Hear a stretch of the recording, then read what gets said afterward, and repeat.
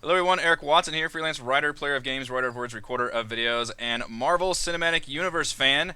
I'm here with the majority of our D&D group, and we are going to attempt to rank all of the MCU movies of the last 11 years, 21 films, if we can. 21. Yep. I'm joined by Heather, Chris, Reese, and Raymond. We're looking at a Google sheet of currently the chronological order of the MCU films, and by deliberation, by argument, by debate, we're going to try to rank our favorites from 1 to 21. Wait, there's a Google Sheet. There's a Google sheet. Check Oh, your there it email. is. I just added you to it. Ah, Yeah, so the format I think we're going to do is just literally go through each one chronologically and maybe ballpark about where it goes, and then talk about each one, and then we'll take the next one and just see is that better or worse than the one we just did, for example, and then hopefully we'll come up with a system, and then I'm sure it'll fall apart by about the fourth or fifth one. But that sounds about right. yeah, the original Iron Man in 2008, Robert Downey Jr. 2008 Nobody Iron Man. gave a flying turd about Iron Man up till now. A D-list hero. Yes. So I find that actually pretty funny now in Yeah, hindsight, it because is. people talk about comic books, like people who weren't comic book fans, and are like, well, Iron Man is a huge comic book character. He wasn't. No, he Even in the wasn't. comic book world, he was not a huge. I mean, he's one of the original Avengers, but people knew him like they knew as well as they knew Thor. Like he was just sort of there. Yeah.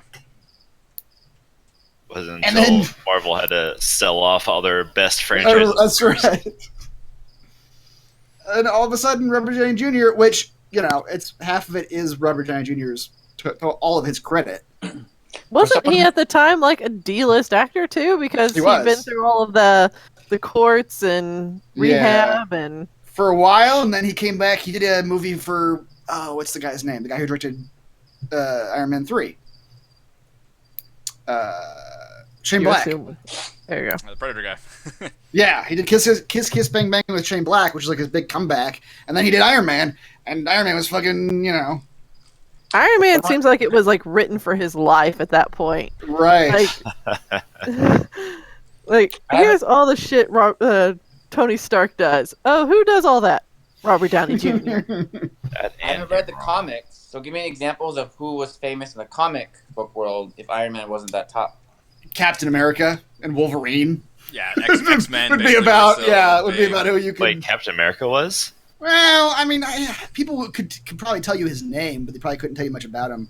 Fantastic Four were more popular in the comics. Yeah. That's true. The Avengers in general were not a huge No.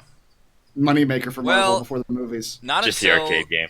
not until basically a couple years before Iron Man, which they did like Avengers Yeah. Disassembled. Like that storyline was like mid 2000s. That's when Avengers like really started like picking up.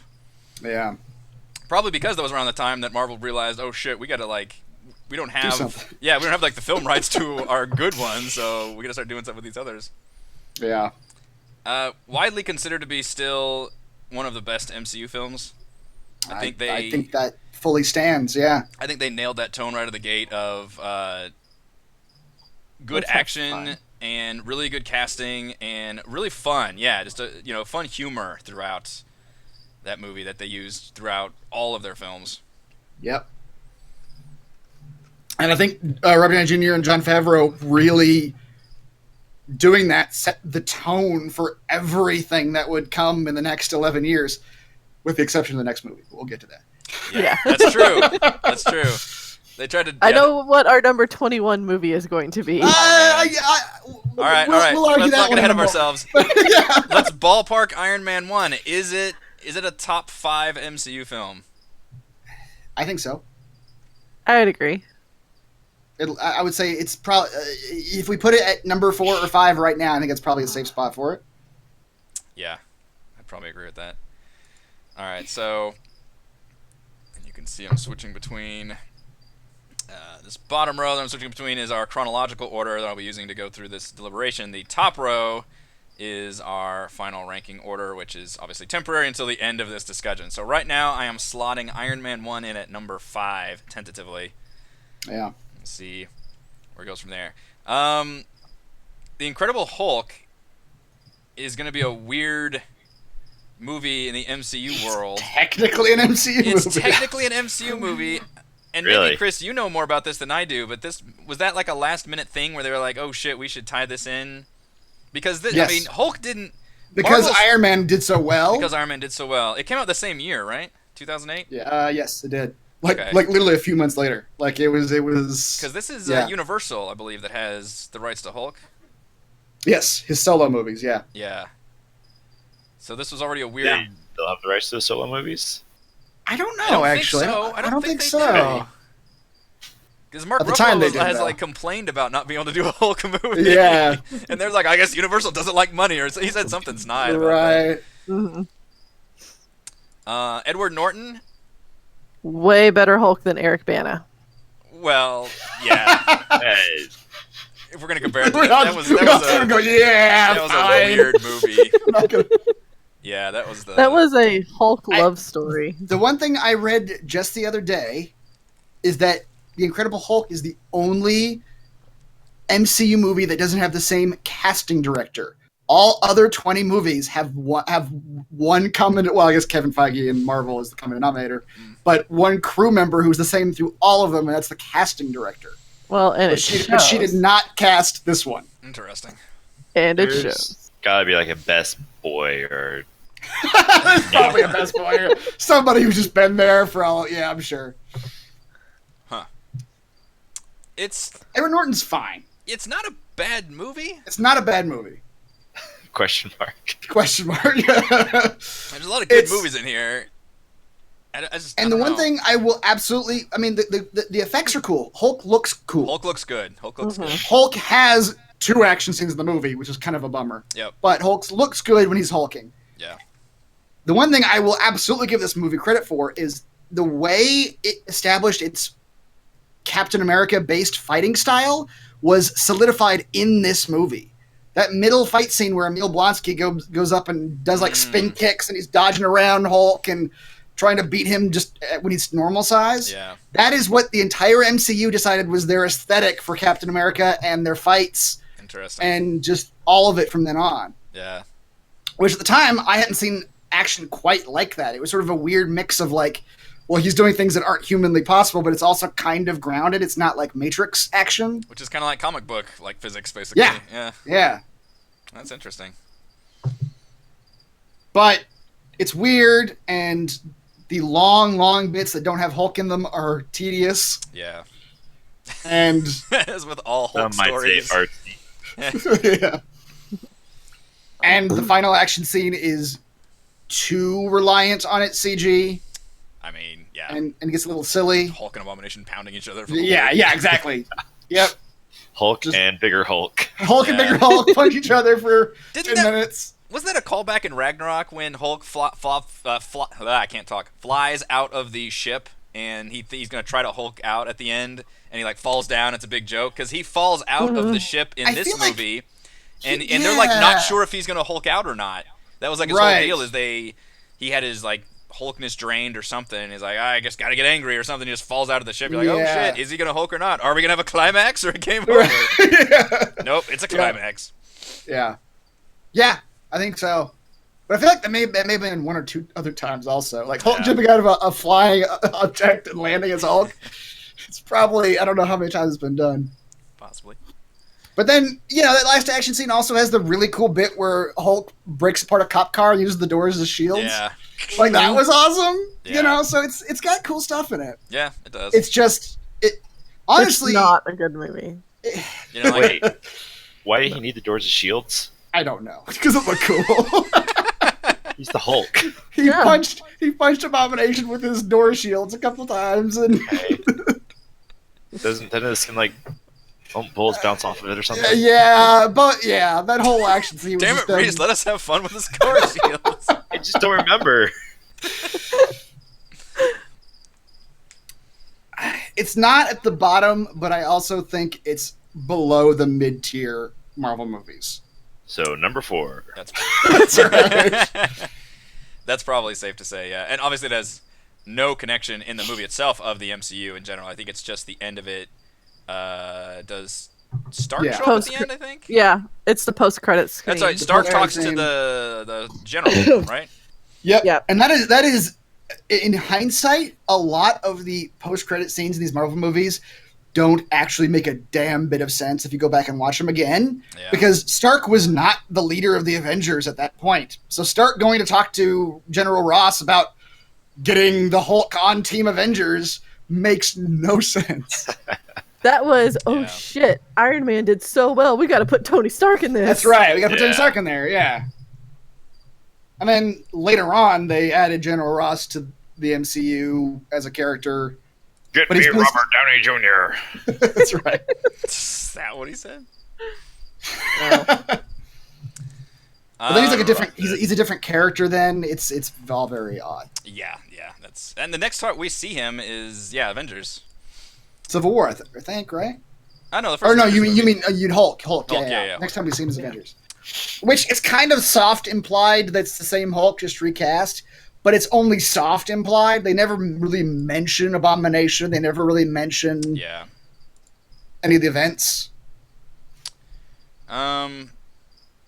15. What do we Out think? of 21. Just ballparking it 18? for now. 18. That's fine for now. Yeah, for now. Yeah. Well, we can compromise. Say it's like 16, 17. That's fine for now. Somewhere in We there. have 2 movies. It's whatever. All right, put it at 16 for now, tentatively. Okay. Iron Man 2, Garbage. also known as Operation Time to Jumpstart This MCU, That's baby. right. You know, and people Iron Man talk 2 about is no. people talk about how other franchises have done a shitty job of establishing the universe because they try to go too fast. They try to like. Marvel did that. They Yes. did that one time. They did. They just course corrected afterwards. Yeah, that's true. And this was that movie. This was the we're gonna make a whole universe in one film thing. Yeah, and the entire movie suffers for it greatly. Hmm. The villain's really bad, like really He's bad. real bad. Whiplash. I Whiplash / kind of Hammer. He's in that guy's Yeah, in the that's movie. true. Yeah. He's got that one Is like that the- weird whip scene that lasts 2 seconds, and then and he spends the whole movie just building suits, and at the very end you just get a lame like suit battle.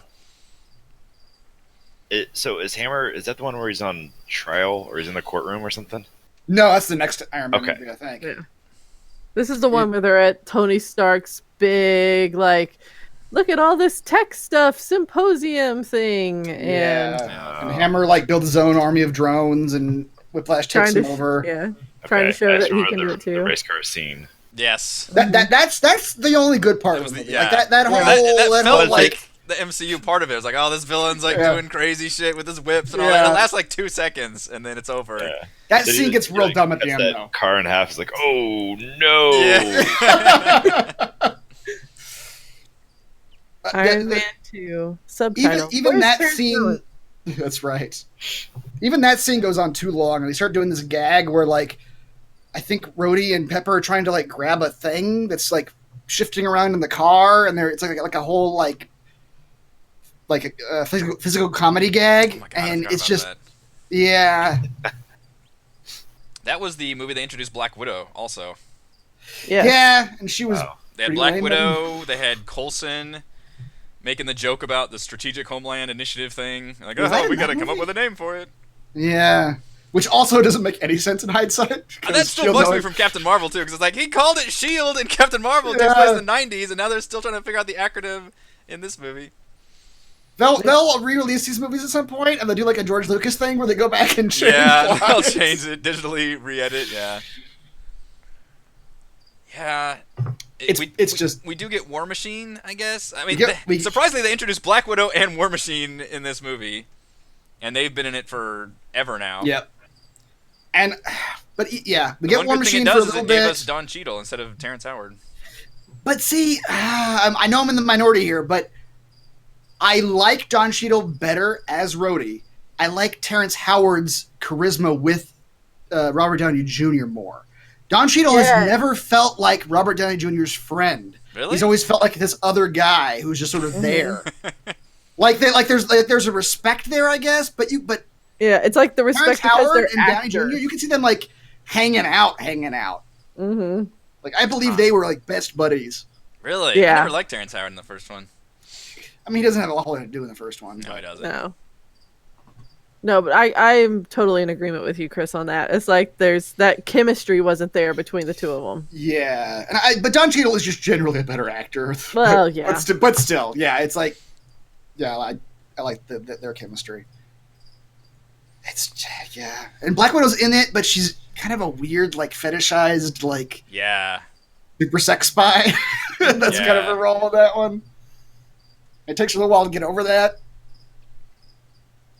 Yeah, because I don't think she appears next until the Avengers. Avengers, yeah. They bring everybody together. Yeah, Iron Man And 2 I is remember up that the last action scene is real dumb, where they obviously just it was something to do with the CGI, where it's just obvious that what's his name, who played Whiplash, Mickey Rourke? Oh, God. what's this? Yeah, Mickey Rourke, that he was obviously not there, and they just pasted his head on top of the robot that he was supposed to be in. Like he was just nowhere in the vicinity. They got him like on a green screen 3 weeks later, and they just said, "Say these lines, and we're gonna paste your head on this robot." Oh, man. It's if not the worst, it's one of the worst. Yeah. When I went back and watched, I thought the first Thor movies would be below me, but the bottom ones for me. But yeah, after rewatching a lot of these in the last like 2 or 3 years, I think I would agree. I think Iron Man 2 actually does not hold up very well at all. Just it takes so much on its shoulders to establish the MCU with Coulson's constant gags and Fury being around and Black Widow and doing all this, that the movie itself almost just doesn't get any time to breathe. And unfortunately, what's there left in the movie is just not like the villains are really bad, and none of it goes anywhere. Yeah. And then when Joss Whedon got his hands on Avengers later, he just kind of ignored all that S.H.I.E.L.D. shit anyway and just sort of built it up his own way. Yeah. And it worked just fine. He didn't need any of that setup. Yeah, exactly. We got a lot of that we got more than enough S.H.I.E.L.D. stuff in the beginning of Avengers, yeah. Is Iron Man 2... Well, I guess we don't have to decide this now, but is it the worst MCU film? It's near the bottom. I don't know if it's the worst. We'll see when we have to actually make those decisions later on, but... Okay. Yeah. I mean, we still have Thor: The Dark World to go, and we're gonna have to at some point we're going to start thinking about like movies against each other. Like, that's what it's going to this come one down to. against this one. All right, I'm putting Iron Man 2 at number 20 right now. Yeah, sure. Let's see where we go, because now we've got Thor, which Chris Hemsworth is so pretty. was another hero that you never thought would get his own movie from the comics. Such a bizarre, like, is like an alien god. Like, how do you translate this at all? I was hoping they're going to lean into he has a psychosis hallucination type thing. Oh, right, because they set that up a little bit near the Oh, beginning he's of the movie. just a dude that's crazy. Yeah, because I think in the comics for a while they couldn't tell if he was actually crazy or he was telling the truth. Is that like a Dr. Jekyll Hyde thing with the way Thor worked in the comics? Yeah. He was like a doctor on Earth, but then he could like transform into Thor. Yep. Wow. Yeah. Donald Blake, I think. Yeah. Yeah. Yeah. Which they just I didn't was do really that. hoping for that, and they went more. They did that for I don't know a little bit, and then went to this traditional. Yeah, I'm just a hero. I'm a hero. They leaned hard into this. This is a whole alien like sci-fi world out there. Yeah, that part was crazy. They did, and that's not my problem with the movie, though. My problem with the movie is that the crazy alien sci-fi stuff is a third of the movie. Yeah. The other 2/3 is on Earth. boring ass humanoids or humans. Stupid humanoids. Stupid humans. Fucking. I don't have anything against Natalie Portman, but fucking Natalie Portman. Oh God. She's not giving doe eyes to Chris Hemsworth and what's her name? That's her entire character's personality too. Is just falling in love with Thor. It's not good. Yeah, I think I would have liked that movie way more if it was all of the fantasy world or all of the crazy person Earth world. Yeah, like Pig Lane. Yeah, Pig Lane. Because they started out with all the fantasy shit, and it's like, okay, this is fascinating. It's a little bit sort of like a little maybe a little too lofty for like a superhero movie, but it's interesting. It's Shakespearean. They've got the Bifrost. They've got the worlds with other races. And that's like the first half hour. They're like, oh yeah, now we're gonna spend the next fucking hour with him without his powers, hanging out with Natalie Portman, just having weird like fish out of water hijinks. Yeah. See what it was. Odin was punishing Thor, and by doing so, punished the rest of us. That's right. That's what happened. So no. And then I didn't like, even when he got his powers back, the fight between him and the Destroyer was dumb. It lasted like 2 seconds, and it's like, like, oh, I got my hammer back. Clank, dead. I guess I'll just defeat this foe. Yeah. It did give us Loki. Tom Hiddleston. It did. Is that the Loki we know, though? No. I would argue that the Loki from Thor is not the Loki that everybody loves. The Loki from Thor is like a petulant child who's like just kind of whiny and wants the crown and is kind of acting out. It's not till Avengers that he becomes that sort of smarmy, like... Thor: The Dark World, I think that's right. He's got a good sidekick role. I'm out of order. Yeah, Thor: The Dark World he's that way. Sure. Well, Dark World is after Avengers, so... Oh, it is? Yeah. Oh, okay. Oh, that's true, yeah. Yeah, you're right. It is Avengers then. Tom Hiddleston is still good. It's just, I think maybe it was like an origin for Loki thing where it's like he wasn't quite fully Loki yet. I don't think they also potentially realized the impact that Loki was going to have on That's true. the universe itself. Yeah, I don't think so either. Like, I'm sure Feige did, and he was like, this is going to be like the whole path that we're going to go down, but the community's reaction to Tom Hiddleston playing this character is something I don't think they could have. It's like Robert Downey Jr. playing Iron Man type of a thing. I wonder if they knew they were going to use Loki as the villain in Avengers. I don't know. Probably not. This kind of stuff happens so late in the game. Yeah. Like, Joss Whedon, that was probably Joss Whedon's idea, to be honest. He probably wrote that when he got hired. That'd be interesting. Where do we... Thor... Didn't you try out for Thor? Did he try out for Thor? That would have been hilarious. Maybe. Tom Hiddleston Thor. Those are always weird. Yeah, those what-if castings. Yep. Where does Thor belong? I mean, bottom tier, surely, just because there's just nothing exciting about that movie, nothing memorable that I can even think of, other than introducing these characters the first time. Yeah. I think Thor is worse than Incredible Hulk, but I will not argue that point too strongly.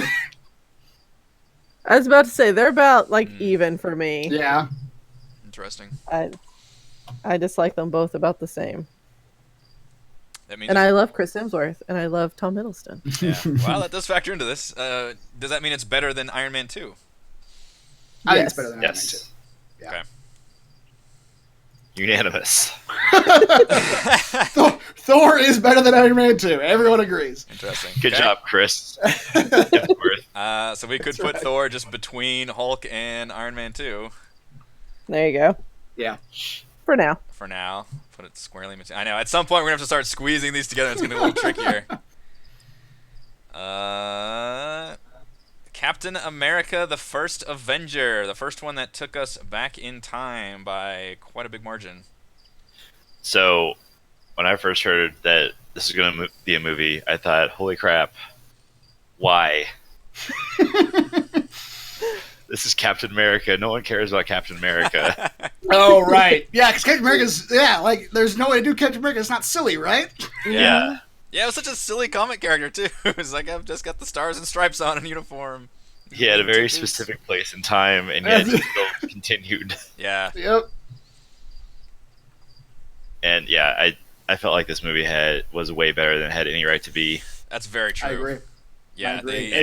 It could have, and they even, like, went down the path of where I thought it was going to go bad, which was just, it was going to be super corny and goofball. And they kind of were like... kind of addressed it. We're kind of like, well, sure, let's go a little bit cornball. Let's go a little campy, because this is the movie's in the World War II era, so you sort of aim at that direction. Yeah, I like this movie. I ended up liking this movie a lot after I saw it than when I went into it. Yep. It was also I also wasn't sold on Chris Evans until this movie. I was like, Fantastic Four guy. Yeah, the like- Human Torch jackass. Yeah, Chris Evans is like, please don't remember I was in Fantastic Four because yeah. look how ripped I am now. Oh, yeah, that's right. But he fucking sold it. Yeah. The whole establishing Steve Rogers' personality in the early parts of that movie is still some of the best character work out of these movies. Just all the bits where they're just establishing, like, hey, this is a really good guy. He'll throw Yeah. himself on a grenade, and he'll, you know. Yeah, that's true. Like, why do you Pull a fight? He's bully like, in I the don't want to alley. fight. I want to protect people. Like, you know, I want to Yeah. save people. I don't want to kill people. Yeah, all that, like, interviewing when he's like a puny guy. That's so good. Yeah. Is this also the one where the after credit scenes is him in the future? Yes. Yes. Yeah, Like it's the him, like, surprise of him it's in the him at future? the punching bag, Yes. and Fury shows up. Yeah. I feel like that was one of the better in credit scenes. Yeah, That was. This character is just completely changed now. Yeah. He's not in the 40s anymore. Yeah. I don't actually remember much about Red Skull in that movie. Red Skull is a He was okay. means to an end. He's a Yeah. means to an end. He's Okay. fine. I mean, he's kind of a I generic like- Nazi villain, and just didn't, Yeah. they didn't do anything memorable It's- about it. And it's not Hugo Weaving's fault. Hugo Weaving was making choices with that role, and his choices He were was making like, choices. I'm just gonna turn this up to 11. I'm doing the Nazi voice. I'm like gesticulating everywhere. Like he was doing it. It's just because they sort of headed down that 40s camp direction. The villain kind of had to follow that same path. And the villains in that sort of Silver Age. I don't even know what the age was in the 40s, but villains back then were sort of one-dimensional, destroy the That world was the types. golden age. Golden Age, yeah. Yeah, I think the 60s is the Silver Age. He literally punched Hitler in the comics, so That's Yep. right. It's a very watchable movie, and it's fun because it's connected to the MCU, but because it's in the 40s, it doesn't really have anything to do with the MCU in terms of you can just jump Right. in and watch this movie, Right. yeah. which is a big advantage. It also has, until we get to Infinity War, what I consider the bravest ending to one of these movies. Oh, The ending with Fury goes in down. fucking Times Square, where it's like, it's such a depressing fucking ending. Because he's like, he doesn't know he's in the future, and then he runs outside, and he's like, what's the last line of the movie? The last line of the movie is something like, I had a date. Then it cuts to black. Like, oh, this fucker is stuck in the future. I thought you meant the like emotional, like he's going down with the ship, like sacrifices himself. Oh no, I mean like right after that when he Yeah, wakes yeah. up and He wakes up with the fight- walls, and there's got like the fake Yeah. thing on. Yeah. That's how the movie ends. Like that's not. Oh, that's not how a that's super. I thought that was after credit scenes. Mm. Oh no, that's actually that's right before. The Okay. credits. Well, that was Yeah. the part I really liked. Yeah, that's great because it's like you. It's such an unhappy ending for the character. He's like, Yeah. he did all this stuff and he wakes up. His life is That's like all- over. Yeah. His life is over. Yeah. He's like lost. He's looking at these TV screens. He doesn't know what they are. It's the awkward thing about having to get jumped down to like 60 years or whatever it's been. Yeah. Yeah, all the people he loved are dead. Everybody That's right. you love is Everybody- dead. Well, no, that one, Peggy was Well, an old She's lady, in a I nursing think, right? Yeah. He Yeah, she's visits still her. alive. She's She is. Yeah. No, she died in one of the movies. She died She- in Civil War. Civil Right. War. Yeah, he visit her funeral or Right. something. Like a pallbearer. Where does Captain America First Avenger fit? In the grand scheme of things. I think he's definitely in the top half. Yeah. Yeah. I don't think the top 5. Somewhere between like 5 and 10, maybe? 8 sounds good. Yeah. I think like You think I it's think about an like 8? Like an 8-ish? Yeah. I think like 7 or 8 somewhere in there. Yeah. Okay. We're all just hedging our bets right now. We're trying to Going at space 8. these Yeah. out as much as possible. Yeah, exactly. I mean, at some point we have to make some hard decisions, but not yet. Not yet. We don't All want right. to start those arguments yet. We That's get right. to one of the most important, if not the most important movie of the Marvel Cinematic Universe. Because I feel like had this movie been really stupid, we would not have much of a Marvel Cinematic Universe. They just would have ended there. Instead, it was super gangbusters, and here we are. This is the And you remember first- with this movie, the idea of this Avengers. movie was just fucking mind blowing. Like you're gonna put fucking 6 superheroes in one movie? Yes. Yeah. You don't do that. Nobody Like, thought this was that's going to work. crazy. Yeah. Because we just spent a whole movie with all of these characters. Yep. And what's weird is they make Hawkeye a character in this one. I guess he was technically in the Thor movie. Was that right? Technically, He's like mentioned or something weird, right? He's in. Yeah. He's in like a scene. He's in a scene. It's a cameo. Yeah. When Chris Hemsworth breaks into the thing trying to get Mjolnir back, he's in that Right. scene. Yeah. Right. Really? As like a shield agent. Mm-hmm. It was one of those things like, oh man, that's you like elbow your friend like, that's Hawkeye. You're like, Yeah, what? exactly. That was- Exactly. that was And he doesn't alright. actually. He doesn't actually do anything either. No. I think they like He he does like has his this with bow his drawn. Yeah, and then he like puts it just down. stands down. Yeah. Yep. Avengers is a really fucking good movie. It's a good movie. It's Mhm. Hey. Yeah, that was. You know, you always have those discussions on if this superhero, if Iron Man fought Thor, who would win, and they have that big Yes! fight in the Force. Like immediately, they're like, okay, does let's do that. it. Awesome. and it's pretty cool. It's pretty cool. They What does it look like when Thor puts his hammer down on Cap's shield? What happens then? Oh, this happens. Yeah. Show that. And you know, one of the boldest thing it does, it has 6 superheroes, and the first like 20 minutes has none of them because it establishes the villain coming into the picture. Right. It's like the first every 20 time I minutes, watch it's like, that movie, it's Loki showing up to that shield facility, stealing the Tesseract. Well, I guess Hawkeye's in it because he. That's when Hawkeye he and Maria mind Hill and controls, Fury are yeah, all there. Yeah. mind controls Hawkeye. Yeah, he mind fucks him. Yep. It takes the Tesseract, but that's a cool scene, and like from there, it's just cool as shit from then on. I always forget that there's a full action sequence in the very beginning of the movie. Yeah. Every time I'm like, oh right, there's an action scene Yeah. here. This is crazy. It's like they just came out swinging because they knew they could. They're like, you know Yeah. what? Here we are. This is everything we've been leading up to this That's point, right. and here it is. And the characters all act like wonderfully together, like in me, because we never got that chemistry before. Now, like this was the first time Yeah. we've seen these characters together, and Stark and Captain America just going at each other. Yep. Calling then, each other like- names. Yep. And Stark and Banner just like doing their little nerd chat, like with Yeah. the different Yeah. things, and then he's like keeps poking him, trying to make him turn into the Yeah. Hulk. Yeah. Get the Captain America like understood that reference and all that because he's still like man at a time kind of a thing. It's his like Yeah. first mission in the world. And then you have the gut punch of how they finally bring the whole team together because you know they're all their own individual characters. And Yeah. They Yeah. kill And see, yeah. Coulson. Coulson, kill. right. And see, that is absolutely just Joss Whedon's playbook. Though, like this whole movie is Yeah. basically every Joss Whedon film ever, just with superheroes. Yeah. Like he's got a very strict formula, He's got his but story it fucking beats and works. everything. Yeah, Yeah, he it knows does. the story beats. The climax. I mean, you've already got all these superheroes together. It's like, well, what are you gonna have them fight? Like, what can they possibly all not handle? And it's like, how about a giant fucking alien invasion in New York City? It's like, what? We're gonna do that? We're just gonna break open aliens in this universe? Okay.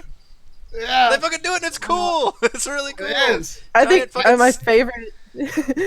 I think my favorite scene in that movie is when they're all like standing there in the circle and the camera's just panning Yes. around to Yeah, all of them. yeah. And they're all just doing like their thing. Like Natasha's got the Yeah. gun, Hawkeye's got the bow. Probably And it's just still one of the most famous single shot scenes of the I think so, entire yeah. MCU, I think, is that that wraparound, yeah. mhm. So many good Like- lines. I've got a Hulk, you know. I'm always angry. Like all that shit is from that movie. Puny God. Puny Yeah. God. Yep. Yeah, It's a Loki's very- really fun. It's a very tight movie. It doesn't do anything it doesn't need to do. It like Yeah. it's like the first third is like set up, then they have their like mid scene like get the team Where they together. have to get then- together. Yeah, they're fighting Yeah, each other. and then it doesn't work, and then they have an action scene where it doesn't work, Yep. and then the last act is just get the team together again, do it right this time, Now we're and fighting. then just, fucking, and then just fight everything. That's Yep. that's it. Yeah. And it all works really well. Yeah, I also liked like when Banner was just walking down the street whenever he's like not the Thor, like not Hulk, but he's like, that's my thing. I'm always angry. And then he just Mhm. instantly turns into the Hulk and kills Yep. that one And, like giant ass punches thing. and, yeah. in a single punch. And then you're like, and then later on Oh. he's like beating the hell out of one from the top. And you're like, why isn't that one dying? right. Why not? Yeah, why are you on top of this one? Just punch the thing you're standing on. I believe Mark Ruffalo's first MCU movie. Yeah. Mhm. His He's first- good. He's He came into He's a really no-win grown on us, I situation. think. Yeah. yeah. he's doing, and he's always been doing this kind of like backseat acting, where like he's giving the scenes to everyone else most of the time. Yeah. Mm-hmm. Like he's not trying to dominate any scene he's in, which it's it's commendable actually. Yeah. It's like he knows he's not the favorite character, There's a so lot of he's big- Right. just there to make sure he's there. Yeah. A lot of big personalities in that group.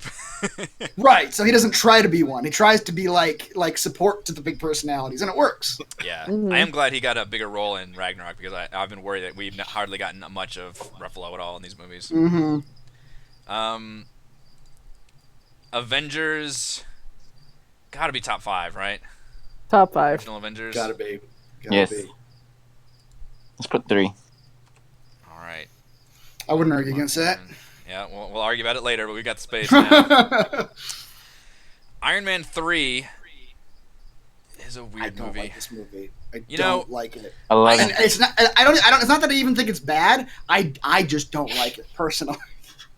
Heather's gonna go to It task with was you on this one. No, it was weird. It's just so disconnected. It's Tonally. very It disconnected. didn't make sense. Yeah. It doesn't make any sense. I think it's a Yeah. fine movie, but I think within the context of the MCU, it does not fit at all, and especially coming off of Avengers, which was their big experiment of having an MCU and bringing everybody together, and then Iron Man 3 just kind of shits all over that continuity.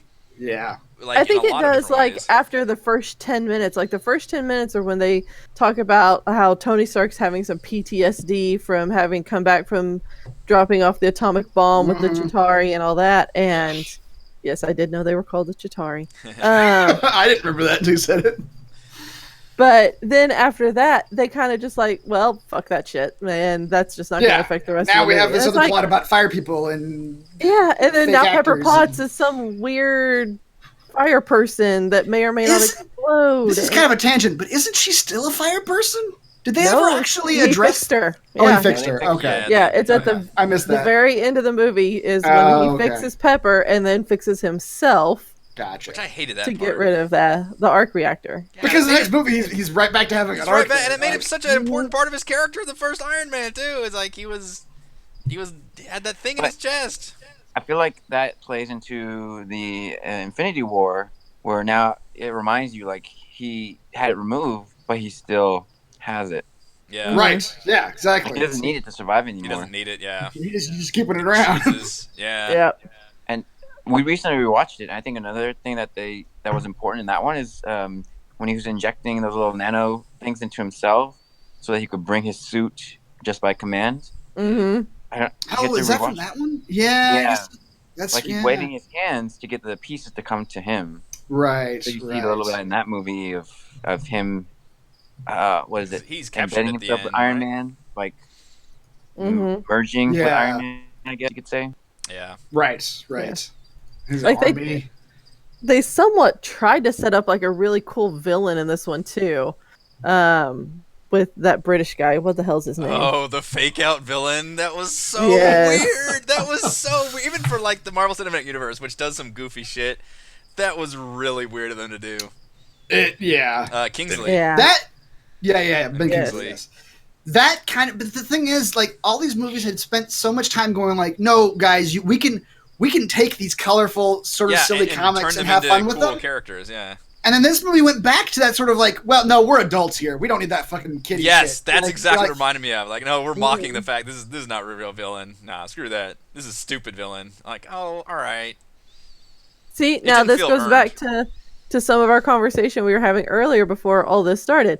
This is like where they started their we're adults type Yes. of a yeah, movie like they're series. sort of posturing a little bit. Like, Yeah, like no, you're That's not- based on a comic book. Let's Right. remember our roots here, people. keep having fun, guys. You're doing fine. Yeah, yeah. You're making it fun to go be in the movies again. It's based on an actual Iron Man story. Chris, I don't know if you read that one, the Extremis storyline. I think I did. Yeah. Yeah, that was Yeah. a good comic story, and so I liked the basic of the element, which is that they're using like that Stark tech to just do it biologically, basically, and turn them into like exploding bombs. And I mean, it had a neat story idea, but yeah, I just didn't like a lot of the choices that Stark made in that movie, and it felt like a backward step. That whole part where he's like, has to rebuild his suit like in the kid's garage or something. Right. Mhm. That That's took a very long odd. time. I mean, there's a whole action scene where he's just got like homemade, like Home Alone style gadgets. Mhm. Yeah. Like, what is this? Like, I don't. I mean, the idea actually could have worked, I think, but I think it's got some didn't cool get it. ideas. The climax is, even though it's goofy, is legitimately crazy cool, I think, with the giant Yeah, it's suits pretty neat. everywhere. And then Pepper gets to save the day and be this big superhero, which is also Yeah. kind of weird, but kind of cool. I don't know. I did not. I thought it had one of the weaker villains of the series, the actual villain, Killian. Aldrich Killian. Yeah, Guy Pearce. just because the reveal comes too late for us to really like acknowledge Dislike him him. as like a Yeah. villain. Yeah, He had that stupid And motivation. It's like, his I met you at motivation- a party one time early and it got really pissed And you that blew you me pushed off. me off. Yeah. That's like so stupid. that his whole motivation is that Tony Stark like promised to meet him at a bar one time and didn't show up. The Dumb. roof of a bar. The roof of a bar. That's right. But that's And yeah. he watched the fireworks from the roof because he was locked outside. Oh my gosh. What a sad story. I'm gonna destroy the world. You know, I'm really disappointed after these conversations that I always thought Iron Man was the solid one out of all these, but like his sequels were not that good. He's great in the Avengers movies. Like Yeah. his solo movies after the first one. Yeah. Yeah. Iron Man 3 is better than Iron Man 2, Yeah. Yeah. I would think. Yes. It was alright. It's way more watchable. I mean, like I said, taken completely on its own, I think it's an okay film. Taken within the I would watch context of Iron the... Man 3 before Iron Man 2. Yeah, Again. I'd agree with that.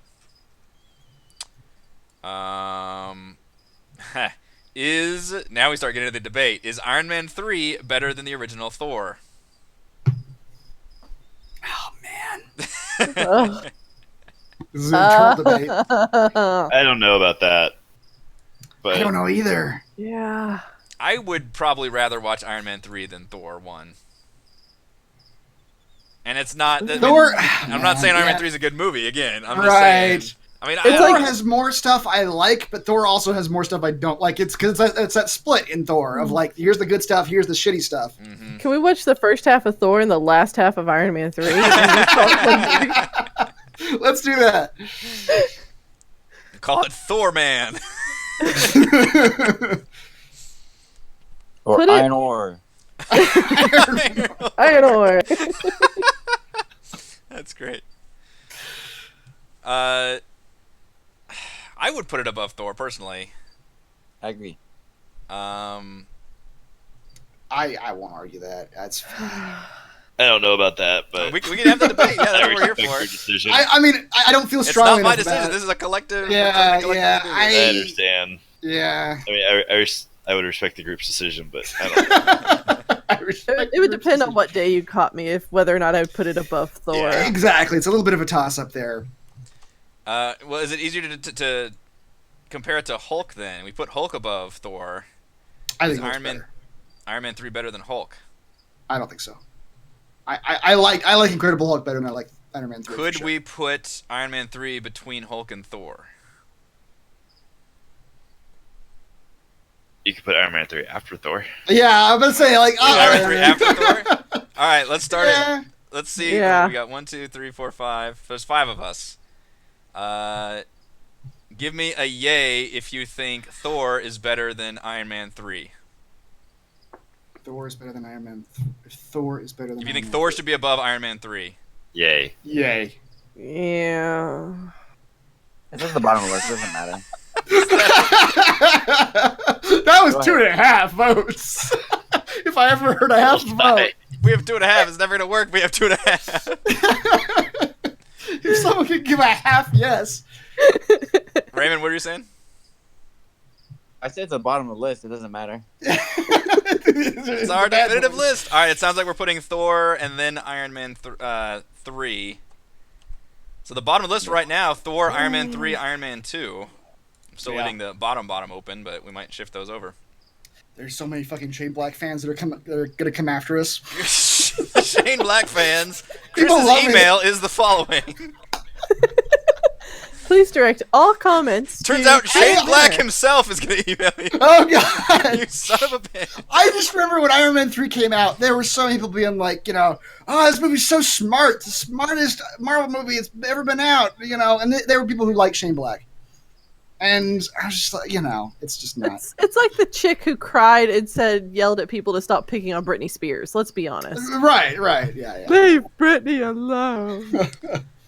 Thor. I remember when Ant-Man 3 came out, I was like, yeah, it was alright. Yeah. Yeah. Okay. I got nothing against it. Thor: The Dark World. This movie could burn in hell. This movie took the Thor parts that Chris really liked Yes. and doubled down. Destroyed him. Double down. All over that. And there's like, you know what? We're going to do fucking Lord of the Rings in space. Just, fucking have space orcs elves. and spaceships and, Yep. elves and laser beams and all, Yep. The problem is, Natalie now- fucking we- Portman.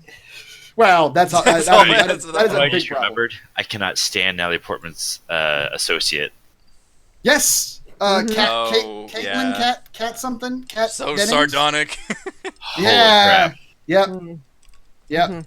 I don't think she's... Well, is she in it this much? I don't remember. She is, I because they don't have that remember, whole but I bit just where they have remember to her go. character. They have to go get I'm very fucking. angry right now. Oh, they have to get Skarsgård The from like dude the out of insane a asylum or something. yeah. It's just the worst. That was bad.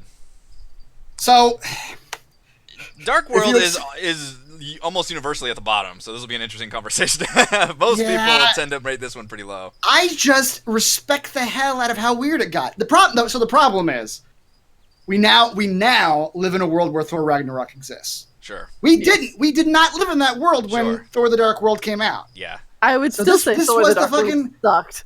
This was the fucking weirdest Marvel had ever been up to this point. Yeah. And I was there for it. I respected Were the you? hell out of it getting weird. This is the hill And Chris it is gonna die having- on. It's the Dark World hill.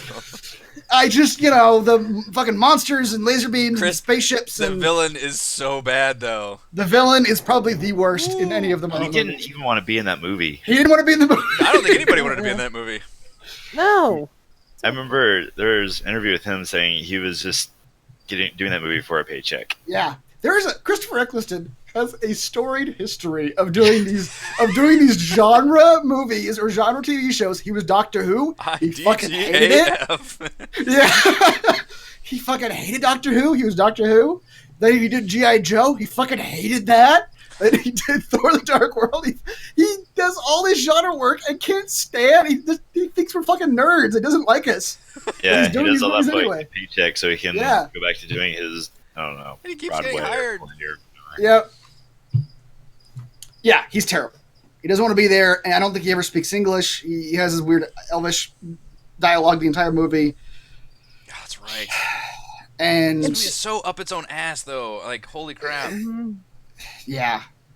This movie was Marvel trying too hard. Like I'm totally down with the going weird because obviously Thor Ragnarok does exist now, and that movie is left field. But it was left field in a good way. Mm-hmm. This one for me was it was the left field, but it was a left field with a hard right. Like if you're gonna go weird, go weird. But Right. Like don't- Thor Ragnarok did. don't Like, half-ass it like you did in this one. The parts that were cool were like the Lord of the Rings in space and then all of these things. Yeah. But they wanted to do it, but they didn't commit. And Yeah. that to me is where it got it, because now you've got Natalie Portman who's floating and has this infinity stone inside of her, Oh, my and God. Loki it's is pretty fun in this movie. Yeah, Loki Yeah. is Loki in this movie, and he's doing solid work as Loki. Yeah. he's one of the saving graces for this movie. I think he either halfway through or 2/3 of the way through, he bows out because you think he kills himself, like sacrifices Yeah. himself, and then you find out at the end. It's about it was- 2/3 of the way. Yeah. Yeah. And the movie suffers for it because it's much better with Yeah. Loki in it. It also has, unfortunately, one of the dumbest, most convoluted climaxes of any of the Marvel movies, where like Thor and the villain are like punching each other through portals, and the portals are taking them to different places. Oh yeah, it's like Mhm. in The Seven France Realms or somewhere whatever. where they're- And sometimes they go into a subway, and sometimes they go into like a magic castle, and Yeah, Mhm. that's right. And at one point, But it all Thor's just on the equates to- metro. yeah, exactly. But it all just equates to those two characters just sort of punching each other over and over again. Mhm. And the whole time Mjolnir is like flying around trying to get back Right, to him yeah, and destroying that a bunch was- of shit. Yeah. It's not a good movie. I don't. It's not a good movie. I appreciate parts of it. I think I like the ideas in the movie more than I like the movie It's itself. execution, yeah. Yeah. Which It I wasn't feel a bad like idea to go hard with Thor's like fantasy universe Yeah. stuff, but it's just the way and I they do went feel about like it kind of continued a tone from Thor that I think Ragnarok then picked up on years later of the like, oh yeah, we can have people with fucking swords and armor inside spaceships. That's not too weird for us. Like Yeah. we can do that. Yeah. I mean, if that's the saving grace that it gave us Thor Ragnarok, then fine. But the movie itself is... 21. Is it the worst Marvel movie? Oh man. For the ones we've gone through so far, I'd say yeah. I mean, I don't mind saying that. I don't care. is it any better than Iron Man 2? I think it's No. better than Iron Man 2. Do you? I do think it's better than Iron Man 2. I'd be hard We're pressed gonna to say have it's better. this debate. I'd be hard pressed to say it's better than Iron Man 3, but I can pretty confidently say it's better than Iron Man 2. I told you Chris is going to die on this hill. I am not going to fight this hill at all. No. The question is, how much do you care about Iron Man 2? If it's in the bottom quarter, I'm fine. Yeah, it's definitely going to the bottom quarter. I mean, it's definitely bottom 3, I think. All right, fine. know. Move Iron Man 2 to 21 and put Dark World at 20. Really? Yeah. We're gonna pretty much plant Iron Man 2 as the worst MCU movie. That feels weird. I mean, it's real bad. yeah. Yeah. I sort of feel the same way, honestly. All right, so you're looking at. So right now we've got our bottom 4. Man, MCU needs to get some good movies here. Bottom 4. I know we'll get there. Yeah, we'll get there. Thor, Iron Man 3, Thor: The Dark World, and then Iron Man 2. And I sincerely hope there are no movies that are gonna fall into that bottomness, because that is. I know that's That gonna is be kind of a scraping the tough- barrel here. Yeah. I mean, so far this is aligning Honestly- pretty close to what I thought, though. I didn't know where Honestly, exact things would fall, but in terms Yeah. of tiers, like. I'm personally happy that I haven't had to defend Incredible Hulk too much, because I thought I was gonna have to defend that movie. We'll get a there. lot We'll more get than- there. How many hills do you want to die on, sir? Yeah. Captain America: The Winter Soldier. Fucking number 1, sir. Oh, I will. Shit. Oh, I will fight you. Oh shit! I mean, All right, tap the brakes. Tap the brakes. Winter Soldier's a No, cool movie, but it's- Chris, you like this movie, so let's hear your. I love this movie. I don't think it's. I don't know if it's the best in the context of the Marvel Cinematic Universe, but I think if you were just watching any of these movies on their own, I think Winter Soldier is the best movie. Okay, but I disagree, but But that's continue. not. you can't do that with these movies. I know. I know that's not what we're doing here. So. But we are ranking what basically our favorites are. This is the interesting Yeah. thing. We're all gonna have different favorites at the top. So I'm interested to hear what makes Winter Soldier such a good movie. So- I would think we would all, just before we begin, I think we would all put it in the top third for sure. Probably maybe even top 5 for all of us. But we can go from there. So I do think it's an excellent movie. I really like this movie. Yeah. I especially like the parts where, Captain America or the government turns on Captain America. That was great. Yeah. I also remember watching this movie going, one of the fight scenes, it was just bouncing all around, going super fast. I was sitting there going, I don't think I can watch these anymore. Oh no. I have no idea what's happening right now. I That's don't the care moment I either. felt old. Yes, exactly. I was, Uh, oh man. everyone remembers what Marvel movie they were on when they started feeling that. I'm an old man. Oh no. I can't do this anymore. I like all the story stuff, but yeah, those fight scenes, it's like I don't want to see these anymore. I think this movie has one of my more favorite fight scenes from some of the others. The elevator. Mhm. The elevator's Yes. great. That's not my personal favorite though from the movie is the highway that leads into Captain America and Bucky fighting on the street level, where they're fucking Mm. one of them's got a yeah, knife, yeah. and they're just fucking trying to stab each other with a knife. Yes, that was great. Yeah. I think is this the one where they? Wow, I might be thinking of Civil War actually.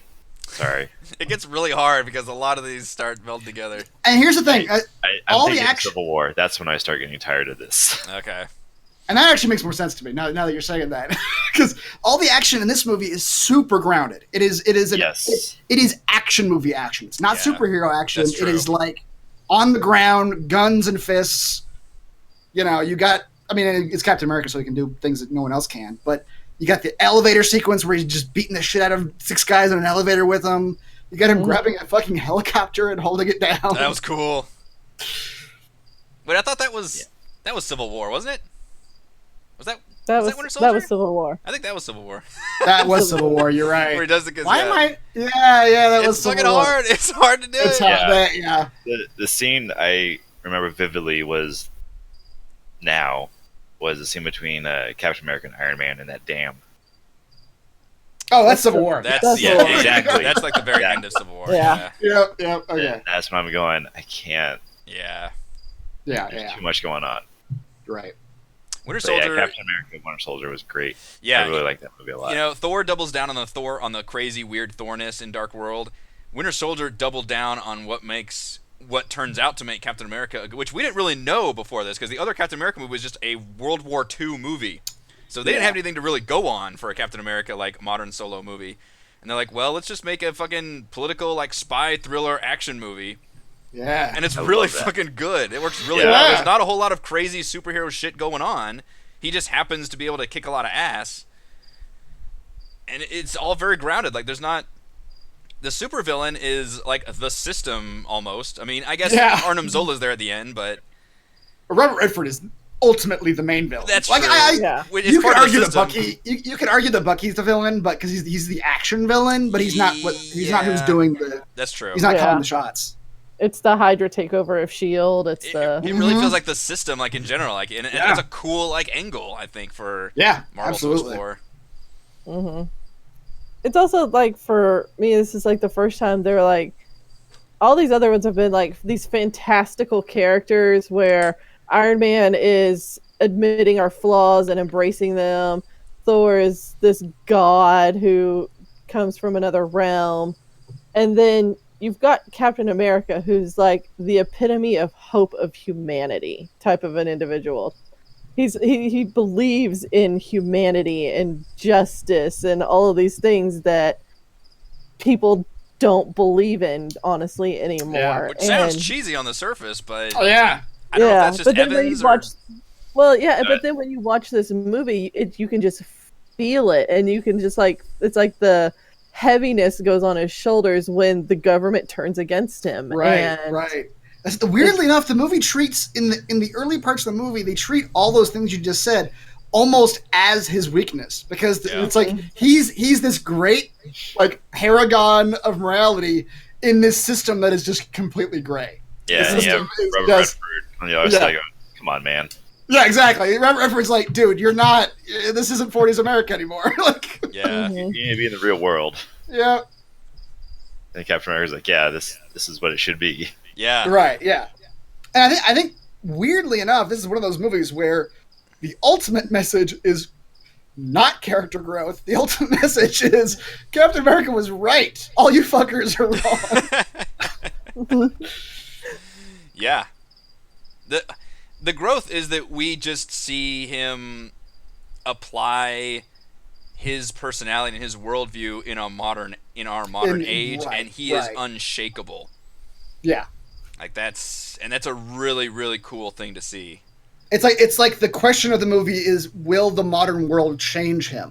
Yeah. Will it jade him at all? Will it make Yeah. him less resolute? And especially the parallel to that is what happened to his best friend, who was absolutely changed by the world in the worst ways possible. Yeah.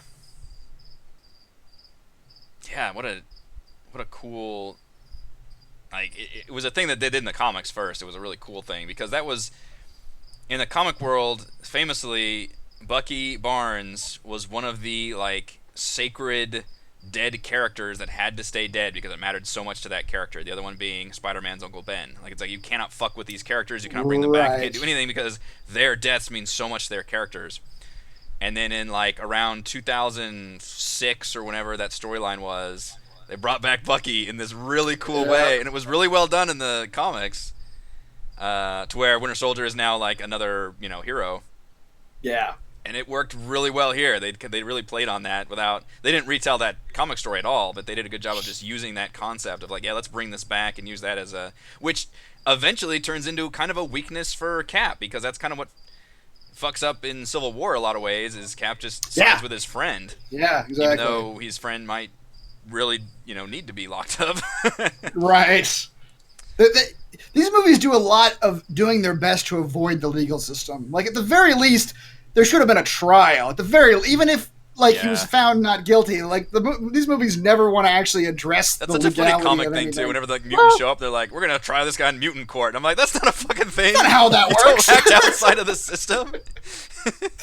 They kind of go into the legal system a little bit, because at the end of the movie, when Black Widow releases all of this data out into the world, That's right. she's called before Congress, and yeah, you're right. That does. And has to testify before Congress, and they threaten to lock her up, and she's like, "You're not going to do that."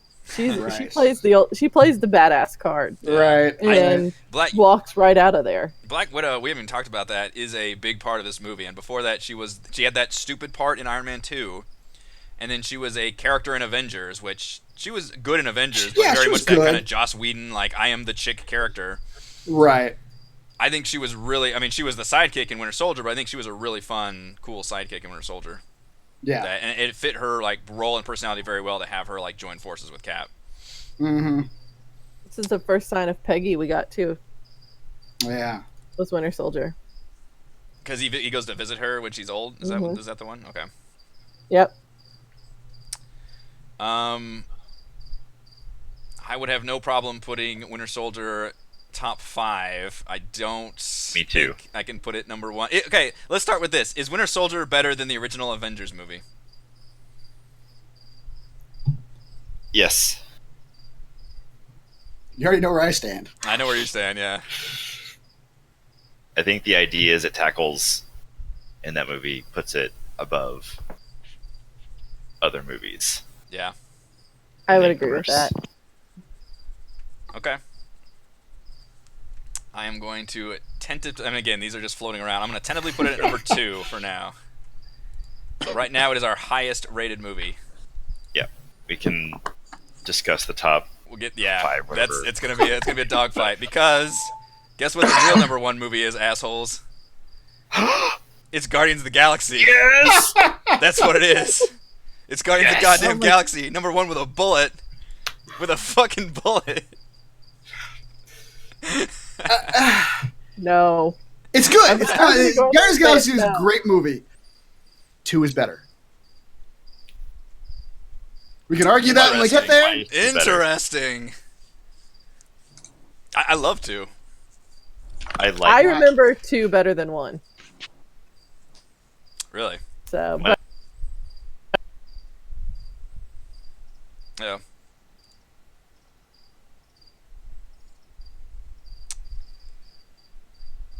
And that there he is. Hang on, I lost Discord for a second. Hopefully it wasn't my fault. Something just hiccuped big time. Okay, we're back. Yeah, I blame Discord. You're not, though. Oh, shoot. Yeah, my webcam turned off. I have watched Guardians of the Galaxy multiple times. See, maybe I need to watch it again. I think I watched it again when I rewatched for Infinity War last year, but I don't remember the original Guardians the problem of the Galaxy is, at all. What I remember out of Guardians of the Galaxy are the characters. In the movie, I think all those characters are amazing. I think all the characters across the board. Nice. What I don't remember is what happened in that movie. Yeah. Like, what is the plot of Guardians of the Galaxy? And then I'm trying to think, who is the villain in the Guardians of the Galaxy? I don't remember. Screw up my webcam for a second. Hang on. No, Heather's in the middle. It's the guy with the hammer. It's the guy with the hammer, yes. Oh, Ronan? Ronan, yeah. Mm. But he doesn't matter. No. It's... I know the at the end of Guardians of the Galaxy, Groot becomes a baby tree, Yes. and Also, I know that there was some kind of a dance off. There was a dance And then off. Yes. other than that, I don't remember much about this movie. The And dance off was to distract the bad guy so they could get the Infinity Stone. Yep. And I know Groot that probably like saved the kills, entire team by sacrificing himself. I know it probably kills my husband that I don't remember this movie, nor do I think it's number one. But it's a good movie, but it's not memorable. And Bradley Cooper as Rocket Raccoon. You thought that was going to be terrible. Yeah, It wasn't. it wasn't. He was great. I guess still isn't. That's right. I agree with Heather though. It's not memorable. It's just it's a lot like a lot of Marvel movies, to be honest. The characters are what the movie's about. The movie's not about the plot. The movie's not about the villain or his intentions. I don't remember what his intentions were to blow up that planet, I think. Are you sure it's not the music choices that's affecting your decisions? Music choices are great. The characters are great. The music is great. And it's a really fun movie after the depressing Winter Soldier movie. That's very true. Which is also a fantastic movie. You got Thor the Dark. You got Iron Man 3, Thor the Dark World, and then Winter Soldier. I know, right? When you look at this list, you're like, oh man. That was a weird change of pace too. Yeah, And wasn't then you it? Guardians of the Galaxy going, oh man, Wait, what? superhero movies are awesome again. Yeah. It's also Really when they happy brought watching this movie. color back to the movie posters. Right. Yeah, that too. I had zero expectations of this movie going in. I didn't know who the Guardians of the Yes. Galaxy were, anything, and I came out going, I need to start You reading were- comic books again. You came I out did. giggling like a schoolgirl. This is the movie that got me back into comic books because I was just like, none of the others, all the others were like, these are fun movies. This is a book that's like, no, I have to know more. I have to know like everything about these characters in this universe. Like, I'm so interested. I have to know more. All their personalities jumped out for me. I liked the camaraderie. It was more of a team than a lot of these other origin movies have been before. And yeah, it had a weak villain, but they all had fucking weak villains. I mean, it's I liked all not the setting. Yeah, the music choices were great. Fucking Star-Lord, Chris Pratt, like all the jokes worked so well for me. And again, I had zero. I just thought this was the weirdest looking. I had no idea what this was gonna be. It just John C. Reilly was great. for me personally, and I realize that not everybody. That took a second. I was like, oh wait, Chauncey, right? Oh right, okay. Just personally for me, this was the movie that really made me plug back into comics when it came out, and I read comics religiously for like 4 Months. years after that.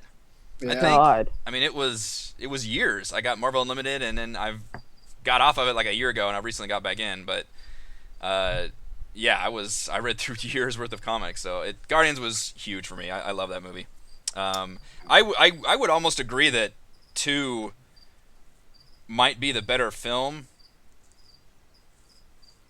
It is a really surprising way. I guess we'll talk about when we get to it, but it does a really cool thing with the sequel where it just is pure character development. It's because it takes what one did and it gives us Yeah. these very fascinating characters. Yeah. And it actually is like, okay, well, let's make themes in this movie. Let's make the whole plot about these character traits. Yep. And has Kurt Russell, and I love Kurt Russell, so that's always gonna give it 2. Who So doesn't yeah, I love guess Kurt it Russell? can't be number 1 if Guardians 2 is gonna be number 1. You're stacking the deck here, So man. it's gotta be Guardians 2. I guess has to be number 1, doesn't it? No. I really like that movie, but it sounds like Me too. I'm gonna get voted down. We are going I to hope vote it Reese down. likes it. All right. Well, let's talk about yeah. if you guys want to say anything more about it, that's fine. No, I was just gonna go right to the positioning. Yeah, Yeah. is it? I guess is it top 5? Is it? It's top 5. Sure. Is it? Because we're running out of room in the top Is 5. it? Is it Well, better than the it's original It's Iron top Man? 10. Yeah. It's top 10. Top 10 is top half, basically. Yeah. Is it- It's not better than the original Iron Man. Not better than the original Iron Man. That would put it. Well, I mean, we could put the original Iron Man at 4, I But- think I don't think so. but then I might have to have Guardians 2 be above Guardians 1 because I kind of like that idea now. honestly, No. now that I'm actually thinking about it, I'm thinking like Maybe not. the Guardians movies sandwich the Iron Man movies. I think Guardians 2 might be better than Iron Man. Interesting. but Guardians 1 may not be. Really? I'd be willing to argue that with you, Chris. I think you might be onto I don't something know. there. That's Yeah. interesting. Well, let's only do Guardians 1 for now. We can. Yeah. Is Guardians 1 better than Captain America: The First Avenger? That Yes. will. Yeah. Oh, yeah. Sorry, I was Yeah. still thinking about the last question. yes, it is. It is. Because we I could was tentatively upset. put it between Iron Man and the first Captain America movie. Well, let's do a vote on the next one. Is Yeah, on Guardians Iron Man better one? than Iron Man? Yeah. Is Guardians better than Iron Man? Oh. I'd say Yeah. Yes, I think the no's have it. no. that's fine. So it lands directly behind Iron Man then, right? Okay, let's stick it there. 6. I'm okay with that for now. All right, it's still very high on the list. Mm-hmm. I just want to get my spiel. It's like the giant bomb thing. I'm gonna get my spiel. That I mean, I really like everyone's that got movie. their It made a lot. Yeah. It meant a lot to me. It still means a lot to me. It was an extremely fun movie that Yes. I had no idea what to expect going into it, Yep. Yeah. and it blew me away because of that. Agreed. Avengers 2. Avengers Boogaloo. Electric. Thank you. The Stolen. most played out sequel joke of all time. The Age of Ultron. Kind of Oh the my God, I love James Spader. yeah, kind of the middle Yeah. child of the Avengers movies. It now. is, I think, undeserved. I really like this movie. I agree.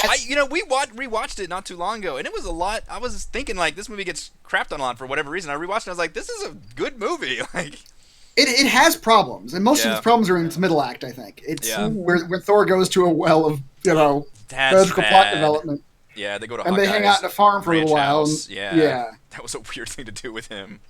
He's got a big family. But to Heather's point, James Spader is probably some of the best casting this universe has done, and One of for the a villain. Best villains Yeah, easily because of that. Like that, it's And- such a crazy casting for a homicidal robot. robot. Yeah, It's the first introduction of the twins as well, too. it is. And I think Vision. they might be in this movie. I think they might be on the con side, though. They're not. They're weird Yeah. in this movie. They're Yeah. Natasha has they both have weird accents. They proceed to drop after this movie's over. They haven't really established what her powers are yet, and they end They up changing never that do. later on. Yeah. They never Well, explain. now she's just telekinetic. Like, I think in where we're at in the universe now, she just Yeah. moves shit with her mind. They've done away with all the weird shit. I guess they've still never explained it. They haven't. I guess that's what happens when you don't Oh. get your own origin movie. You just don't That's actually right. know what you can do. I didn't realize Paul Bettany went from the voice of Jarvis to actually being. That was That's a neat right. thing. Vision. Yeah, he was Yeah. he was Jarvis all the way from the beginning, I think. They introduced quite a few characters in this movie. Then Yeah, that Vision I guess- is the whole middle part of it is like Ultron trying to create his body, and that God becomes which I thought was a really neat thing because I didn't really see that. I don't think we saw that coming, did we? Was that in the trailers?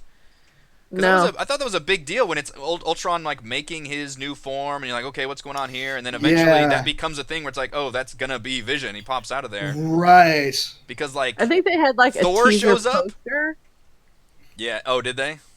I think there was like a teaser poster where it was just the purple with the yellow right there, but nobody knew what the hell it was. Interesting. Right. Because that Thor Yeah. leaves for that middle act and then comes back right after that sequence just to like waken Vision. Everybody's like, "What the fuck are you doing, man?" That sequence is probably one of the down parts of the movie It too. is. It's a weird sequence where Thor like breaks into the ceiling. He's like, electricity on everybody. Like, what are you? What are you doing? doing? What are you What's- doing? Yeah. And then Vision picks Vision up pops Mjolnir. Yeah, and that has one of the best scenes out of any of these group movies, and that is the after party sequence where they're all trying to lift Thor's hammer. That is a fantastic That is a scene. good scene. That's the beginning of the movie, right? That's the they're beginning doing of the movie, yeah. party. Yeah.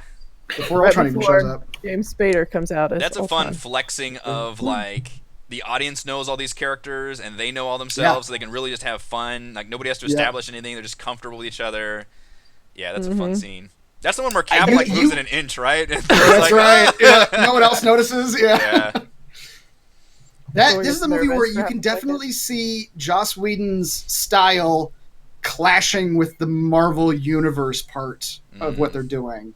Because like there's definitely Joss Whedon still in there, like he's definitely still the director, but there's bits where it's like this isn't in his wheelhouse. What are they doing here? It's like someone overrode his decision making. Yeah, and you can definitely feel it.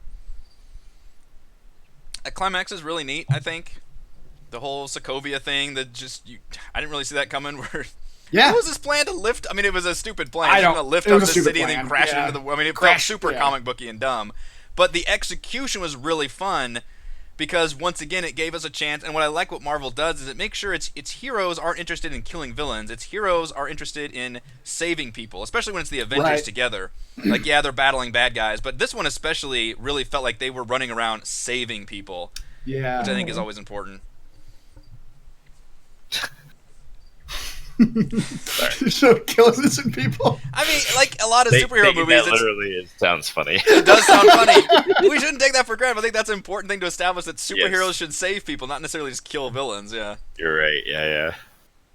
I think ultimately Ultron represents one of those middle to middle high movies. I think so. It's a good movie. I think Spader's a really fun villain. It has some weak parts. It has some weak parts. It's got some cool action scenes. Yeah. Yeah. I mean, it's hard to make a movie with all these characters, and I think they ultimately successfully do that. Yeah, I think so. I think the movie overall is good. Like it's not. I think its pros outweigh its cons at the end of the day. Yeah. Is it a better film than Captain America: The First Avenger? Shit. I don't know. I don't know. I don't think so. Yeah, I wouldn't think Really? so. I think it's right there with it. I would say that you could put those two back to back in the order. Again, just depending on what day you catch, somebody could flip flop it. Pretty close. So you're saying it's in the top 10? That's probably what it might come down to. Yeah. I fucking love James Spader, so for He me, is really good. I would probably put Age of Ultron above the first Captain America movie. just like listening to him just read the words from the Pinocchio. Like I've got no strings. Yeah, his birth that's like goosebumps. Yeah, it's good. They do that really bold thing too, where it's like circuits talking to each other. It's like Jarvis is like, "Who are you?" And he's just like, "I don't know what's going on here." And it's like, "What? This is crazy." Jarvis is trying to calm him down. Yeah. He's just, It's like, what? Then he eats What Jarvis. is this? Yeah. I heard our top half of the list is going to get real messy. It's real gonna get real messy. It is. It's gonna get a throwdown. All right, Looking at the rest of the movies, I'm just going, I don't know. Yeah. Are we okay with putting Ultron right above First Captain America? Does anybody have a problem with that? First Cap. Pregnant pause. We will allow a pregnant pause. I don't have a problem with that. I don't have a problem. I'm not sure I agree with it, but I don't have a problem with it. Yeah, I'll scoot it down a little bit just in case there's more going up. Oops. I honestly haven't seen Captain America since it was in theaters, so Yeah. Yeah, I mean, it's like I said, these are a lot of movies. Like it's a big ask to have everybody remember all of these movies. So hopefully between all the collective we have here, we've got enough memories involved that can come up with a ranking. All right. So right now Age of Ultron is in the top 10. Ant-Man was an interesting choice for Marvel to do. Yep. who was Ant-Man? Like, you've heard that name a couple times before these movies came out. And what's weird is I don't think this movie version of Ant-Man is any of the Ant-Mans that we've seen before. In comic movie, I think he was a comic character, but he's not like any of the famous Ant-Mans. I thought he was. Well, I guess the first Ant-Man was. I mean, technically the character name is Scott Michael Lang. Douglas was the first. Yeah, Hank Pym was the first Ant-Man. Mm-hmm. Yes. Yeah. So I guess technically I'm Michael trying to Douglas. think because Hank Pym. It's weird. Hank Pym is still a superhero in the comic world. He was. Yeah. Yellow. Yeah. He was Giant. He became Man. Giant Man, I think. Yeah. Because people Wasn't don't he age. just another alcoholic inventor like Tony Stark? Hank Pym. He This was is the famous one Scott for Lang. beating his wife. Beating his wife. That's yeah. right. That's They definitely That changed was- that in the movies because that makes you a little unlikable. A little bit. In the movie, he left Shield because they wanted his technology, right. Yeah. and So he was supposed to be one of the founding members of Shield, but he left from the movie and This created is another Phoenix. one where the movie itself is who cares, but Paul Rudd is great. Paul Rudd is So, great. It's a way funnier movie. yes. And in a good way. Like, it's not like it's laughing at itself. It's like, no, we're gonna legitimately tell like just funny, almost non sequitur joke. Baskin Robbins always finds out. It's like, what? Right. That's fucking hysterical. What is it even about? Like, Yeah, fucking Oliver Pena, is that his name? Michael Pena, I think. Michael Pena. Is, Yeah. everything Oh, he God, says is He's just just fucking he's hysterical. just comedy relief on top of comedy relief. Yeah, so and it's- Paul Rudd's already a goofy guy. Like, yeah, they just went So my really cousin funny. Tito, he knows this one chick. Yeah, That's yeah. right. they did the whole thing again in the next one too, because everybody loved it. I would say Ant-Man is a great example of a solid mid-tier Marvel movie. There's nothing super bad about it other than the incredibly weak villain, which Yeah. is just the same old I'm a dark version of the hero. I'm if the hero had the Mhm. same tech but was a dick. That's all I am. Right. I'm Steel Man. Yeah. It's just that old song. I love and that he dance. beat up the Falcon. Oh, That was a fun little like cross was. pollination. I forgot they did that. Yeah. And then the post-credit scene was him looking for him for Right. the next For- movie, Civil Yep. War. Yeah, that's true. That had some neat tie-ins.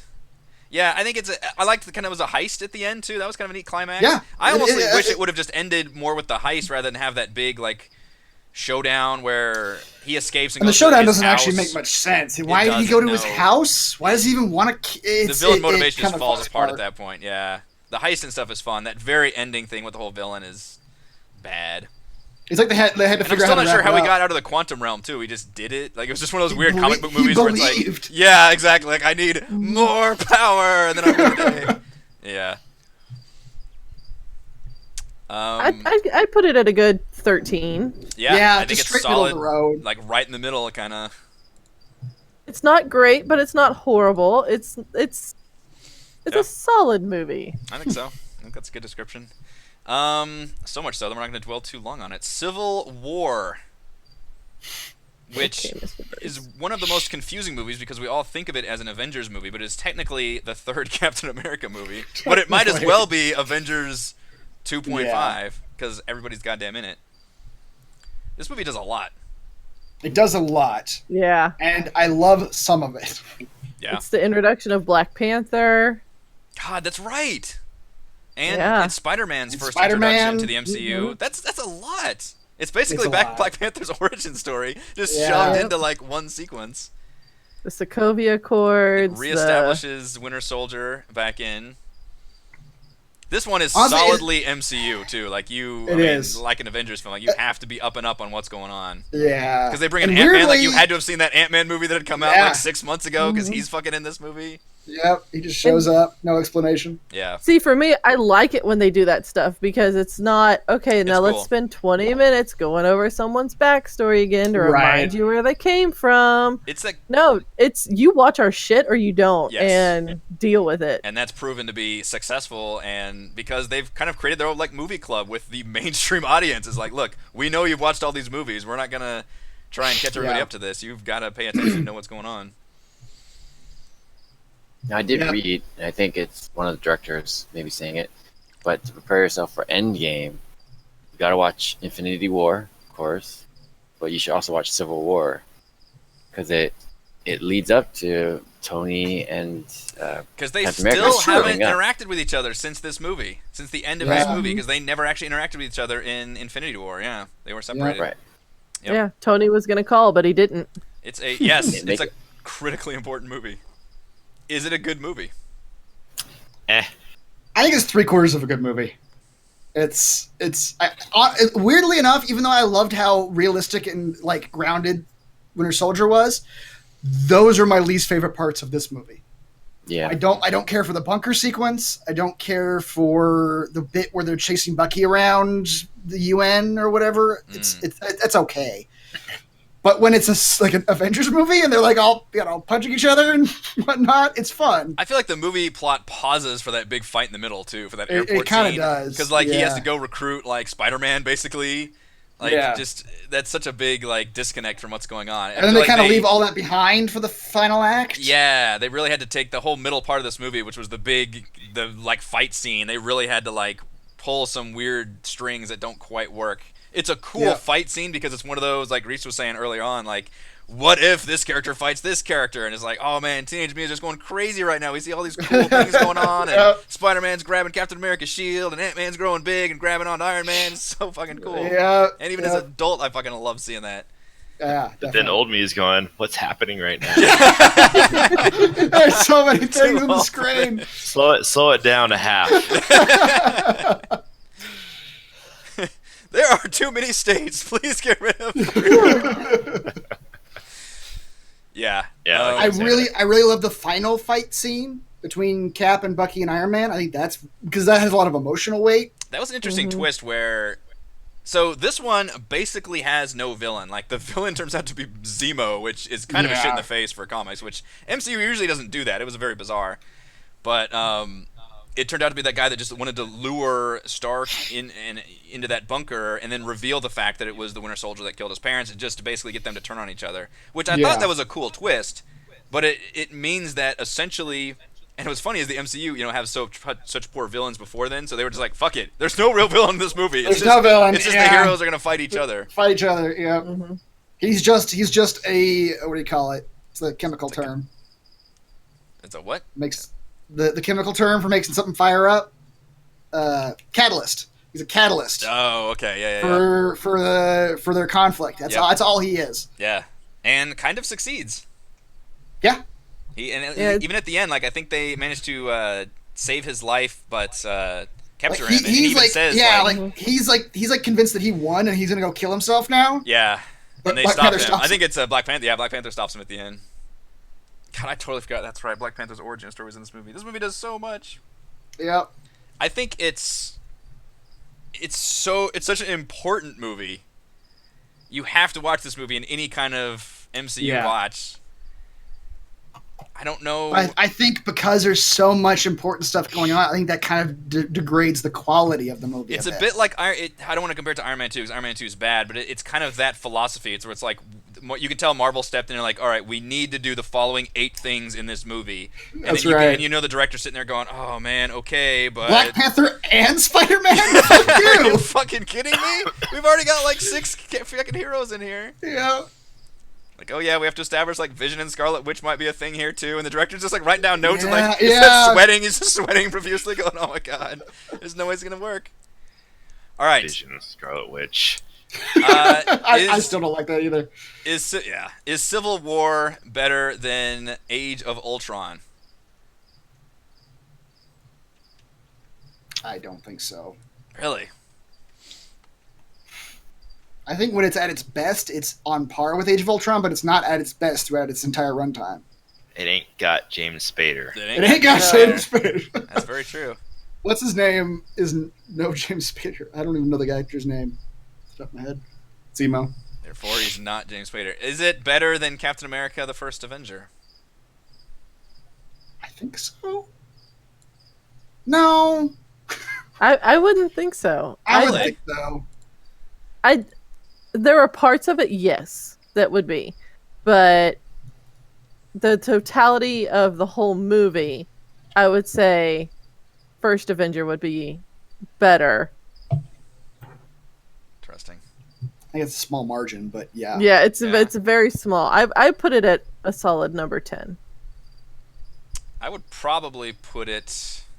God, on first glance, I would probably put it above Age of Ultron, but I think we've all given some very compelling arguments for all these movies.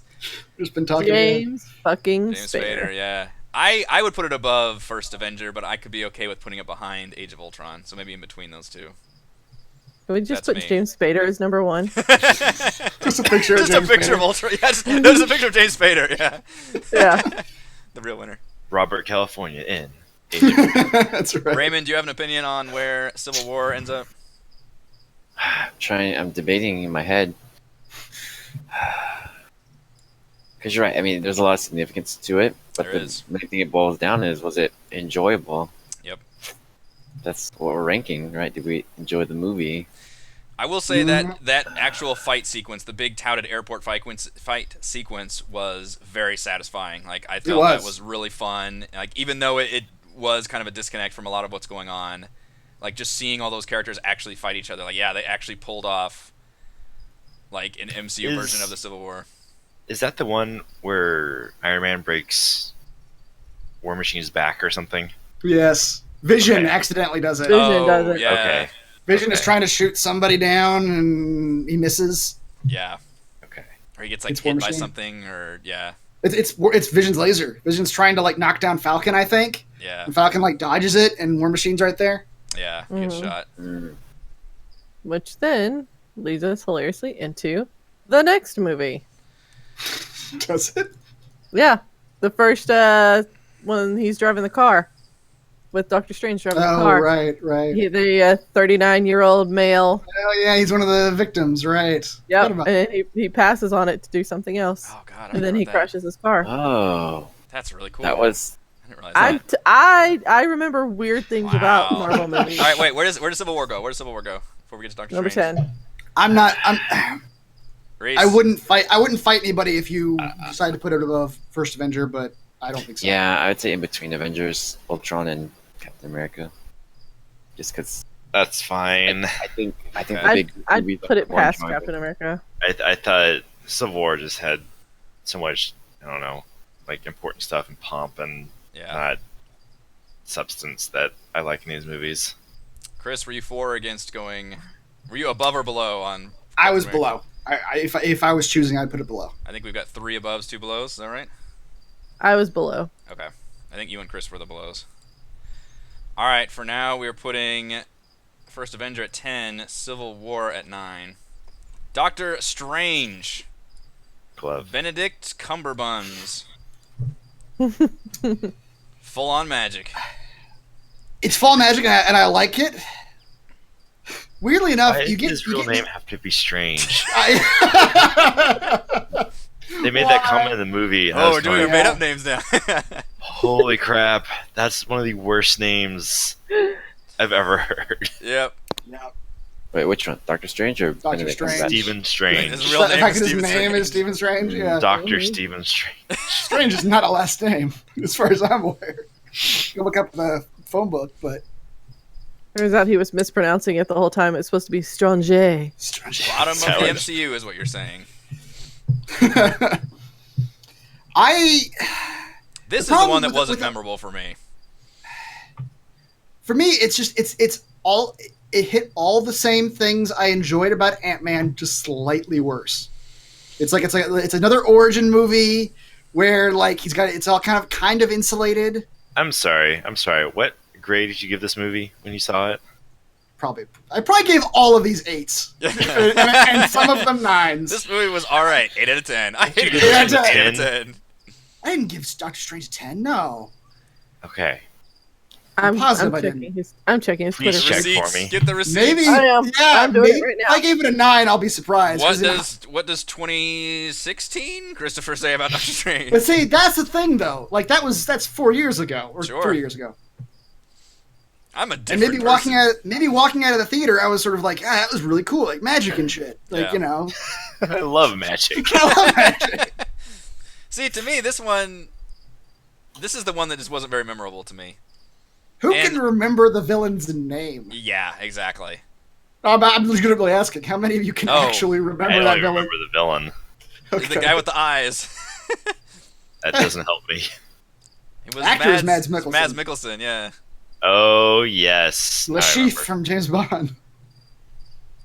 No, Hannibal. And it was He's just that Hamilton. usual, like, this is kind of a dark version of the hero. Yes. Dormammu. No, that was Is the demon. ult- is No, the- that it's was a demon. that. But the guy who was over it was She solves with a dialogue puzzle, which is great. He's the guy that kind of looked like The Rock. It's it. Caecilius. Caecilius. That's God, what a dumb Which name. who fucking cares? Yeah. It's- Yep. All right, where are you? Let's see here. I'm all the way back in 2018 now. Let's see. Like, the movie It's- does a few fun, it's like, fine. Inception style stuff with its, like, yeah. magic world. But it And those mainly effects are really boils- good. They are, but it mainly boils down to I can make portals. Yeah.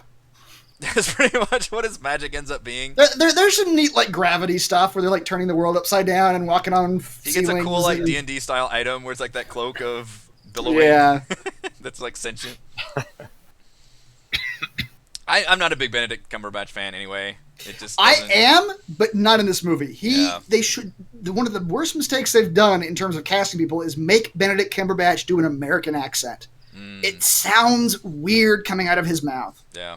It's just like, you're not American. Stop that. Stop using But ours. is that because you knew he was British beforehand? I think so, because Tom Holland, I'm fine with. Tom Holland can be American all day Like long. Hugh Laurie, I I'm buy fine it. with. Yeah, Hugh Laurie's fine too. So, Oh, Chris, man. your exact tweets were. Oh no! Oh yes, he's got the receipts. He's got the receipts. Remember, I do this for a living. Yeah. After a cool "what the fuck is happening" opening, the movie settles into a lengthfully dull origin story with an unlikable lead. The tour of the multiverse is gloriously trippy after this and the quantum realm climax of Ant-Man. It's cool that the MCU seems unafraid of getting weird. Mads Alright. Mikkelsen is giving it a strong go, but the movie is far more interested in establishing its hero than its villain. And then after a final crazy time-bending action sequence, the climax is really cool. Anticlimax in a time loop. That also birthed a top-notch meme. All right. It was like he liked it, but he didn't like it. Yes. Yeah. Does not sound like a 10. Mm. Yeah. Oh, I love that. I also don't Tagged all ever. of these movies so I can find them all. I Thank don't you. ever remember writing the word meme. You That did. doesn't sound like me. Okay, Well, that was 2016, Chris. that was 2016 me, I 2016, guess. It was a April wild time, 22nd, man. 2018. Oh, maybe I was like going back and putting these back up or something. Oh, weird. I don't know. Maybe. I can Yeah, go. Let me see if I can that's- find the original one from 2016. I'm going back. Yeah, I enjoyed this movie. I think it's the middle of the pack. This one would be like bottom middle for me. I like it better than Hulk, for sure. I could be Yeah. okay with that. Yeah, I would say of the ones that are on our top board right now, Hulk's the only one that's better than. So put it between Hulk and Ant-Man right now. I don't think it's better than Ant-Man. I agree. To me, it's one of those like if it's on, I'm not going to change the channel. It's on. I'll watch that's like that. a certain line that you can draw like on our ranking list. It'll be like, here's where I would watch it no matter what. Here's where I'd watch it if I had the time. Here's where I would definitely Yep. not watch this movie again. Yeah. All right, so I'm So putting. the tweets from 2018, Chris, were when you were rewatching all of the Oh, movies, preparing for for- Infinity War. That's okay. I still don't remember writing the word meme though. Wow, That's, that was just last year. yeah. That was last year. Guardians of the Galaxy Volume 2. I really love this movie. I Yep. Dancing Baby Groot. This one I think this surprised me in a, obviously the first one surprised me in a lot of ways. This one surprised me just in the direction they went with it, which you'd think Yeah. they would just go with a formula like, all right, we're going to do a different sci-fi plot and just have our group together and go through the motion. Instead, they really paired everybody off and went through some like intense character developments. Yes. For each one, it was more about almost building relationships and finding about it yourself. Like, why is Rocket so pissed at everybody? You know, what's the deal with Star-Lord having like severe father issues for both his Yeah. adopted dad and his real dad? Gamora and Nebula and their Nebula's like sister. sister relationship was really they've got, well they've got done. this weird like they've both been abused. They They're both, both like abused Yes. daughters who Yeah, are they're both sort abuse of trying to victims and connect. they've been turned against each other and they kind of get to each other at the end. Yeah, they probably have the best one. And then, yeah, Kurt Russell's just a really fun character who's just a groovy dad who comes in and just turns out to be a godlike villain, which is, I mean, how do you do ego as a character? Well, that's Right. kind of the way you do it, I guess. Yeah. The yeah, I climax was gets a fine with little that. goofy. Where he turns into Pac-Man. So that's the only goofy thing I remember is him Yeah. turning into Pac-Man. I'm like, I'm But, rolling my eyes. the way they did, yeah, his special effects and the powers he had were real goofy. And the film was a little less like universal, like going to cool locations than I would have liked, because it pretty much all takes place at the Eagle Planet, like the second half of it. Yeah. Like they have that one, that one funny with forest the golden planet people where they're like evading them. Right. Yeah, then they go to the forest planet.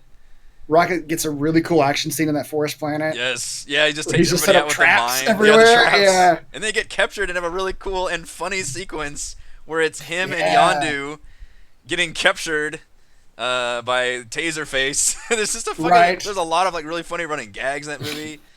Yeah, the first one is more special to me personally in terms of what it meant to me, but I would agree that the second one I think is actually the better movie. First one has a better soundtrack though. Yeah, I don't remember, so I'll take your word for that. You can defer to my judgment on that one. Yes, I will defer to your judgment on that one. Yeah. I think I probably, up until this point in the MCU, I felt more emotions watching this movie than I had in any of the Marvel movies previous. Like Yeah. this movie had some real strong emotional beats. Yeah, it did. I mean, it's like Rocket Raccoon had to emote like quite a bit about like why he fucking hates like everybody. Yeah. And fucking Yondu like tears into him at the end. And then at the end they have that sequence where they're like giving off the funeral and you think nobody's gonna show up and then everybody shows up. Yeah. And they're all tying that back to Rocket's arc, and Yeah. and that's how it ends, is on Rocket's. It's very well done. Yeah, It's very well done. Mary Poppins, y'all. yeah, exactly. Everybody has like cool like moments to do, and it's crazy because they already had a big group together. I mean, it's almost an Avengers style cast, and then they added on more people because they added Yondu as a bigger character, Nebula is a bigger character, and Mantis is a bigger character. So they just got like huge, and it worked. Yep. Hilariously, Chris, all the things you've been saying line up with your tweets from 2018. We can just reference Chris's tweets for this. You did give Civil War a 9. Interesting. I believe that. Yeah, I believe that. I believe that one probably degraded over time in my memory. Because at the time, the airport battle was just fucking It's awesome. so fucking cool. I mean, it's a dream come true. Like it's cool. Is anybody have a problem with Guardians being better than Guardians 1? Guardians 2 better than Guardians 1? I do. Really? I mean, I had expectations going to Guardians 2, so it didn't. That was a problem for me. Interesting. Your bar was raised? You gave Doctor Strange a 9. Wow. Okay. Like, So these are all 8s or the Marvel 9s. movies. Yeah, they're all 9s. Yeah. You're all a It 9 takes in the my book. standard Marvel origin story model and bolsters it with a slew of fantastic performances, creative Fucking- visuals, and some terribly fun action concepts. Alright. How dare you use my words against me? Is this serialviewer.com? Is that where we can find It these? is. SERIAL viewer.com. That's all I'll go back to. I was wrong. You did not give it a 10. Okay. Just have to look that up. That's okay. I'll look up all the others. It's fine. No need. Does anybody else have an opinion on Guardians 2 over? Because I would put it above Guardians 1. Reese would not. I think I would. Yeah. I don't think both those movies can be in the top 5. You don't? They may not. Well- I mean, we're still going to be. We might have to be shoving things around. So these are not set in stone for sure. Yeah. I mean, I know Guardians is number 6 right now, but Yeah. Yeah, I mean, those could fall. We'll see what's. I mean, we still have some really good movies coming up. Looking at our top bar Really right good now. movies. Yeah, exactly. At this point, I would actually be pretty impressed if Guardians 2 ends up in the top 5. Damn. I don't think it's I top feel like 5. if I don't one think of it those will. I don't think it will be in the top 5. No. I mean, we still have Ragnarok, Infinity War, and Black Panther to get to. Like, holy crap. Yeah. So, Heather and Raymond, do you think Guardians 2 is better than 1? Or Guardians 1 better? It sounds like they're next to each other. Or is Guardians 2 better than Iron Man, as Chris was saying? 2 is No. better than 1, but I'm with Reese. They're not. They both can't end up that close to the top 5. I would be fairly certain they're both going to drop out of the top 5, which means that tells me Guardians 2 is not better than Iron Man. No, I don't think No. it's better. Okay. I don't think so either. Raymond, do you think 2 is above 1 for Guardians? Or 1 above 2? I feel like neither of the Guardian were memorable for me. So they're both the same. You're I allowed would like to abstain. watch them again. Yeah. I would like to watch them again, but it's just the Guardians never. I just don't find them as fascinating. All right. But I'm happy with the way it how is. dare you? Why? How about for now? We've got Iron Man, Guardians 2, Guardians 1, Age of Ultron, And again, this is not set in stone. These are probably all going to shift over, which is going to be a pain for me to copy and paste, but Highly disagree, sir. I know. All about the concessions. All right. I mean, the Guardians are just normal people who fly in space. The normal people who fly in space. You heard it here, folks. I will say the one 80s music. the worst the one review thing- of Guardians I've ever heard. The one thing I don't like about these movies in general is their treatment of Drax. I like his personality, but they just made him a dude. Like, does he have powers?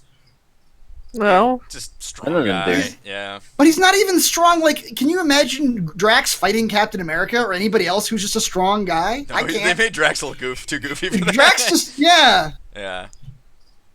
I don't know Anyway, anything about Drax beforehand, so Drax beforehand is just fucking Wolverine. He's just got those knives and he just tears through anybody who gets in his way. Yeah, he's like a cross between Hulk and Wolverine. Yeah.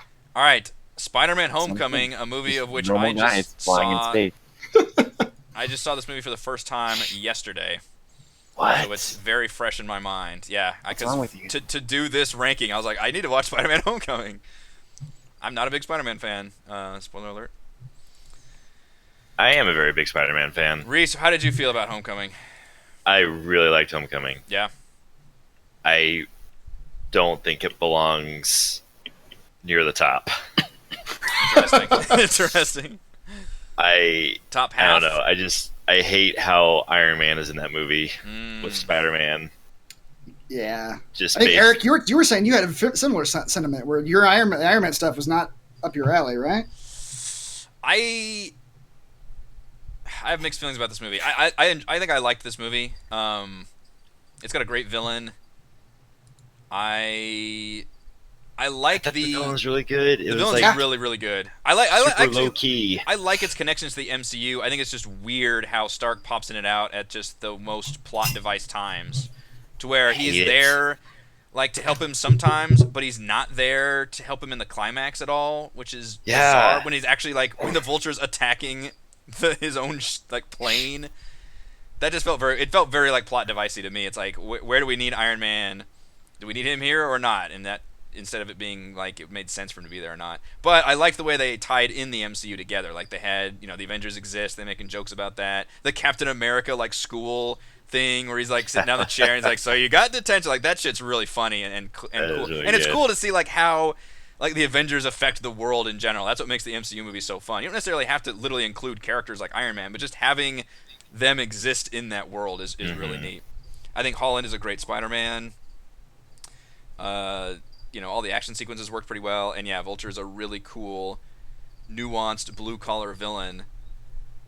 And the twist near the end, where maybe the 2/3 point, where he goes to the girl's house to pick her up for the dance, and it's fucking Michael Keaton there, and they both kind of learn that they are each other's like rivals Yes. in the car, is an amazing moment that was really really cool and well done. Yeah. And they're both just like this the acting from both of them, especially Keaton, just like staring at him, just they're in the car and he's just That's like the highlight. I he think. like lets his daughter go off, he just fucking pulls his gun out, he's like, "Look, I'm gonna fucking like I just fucking saved your life." Like that's such a badass thing to say as a villain.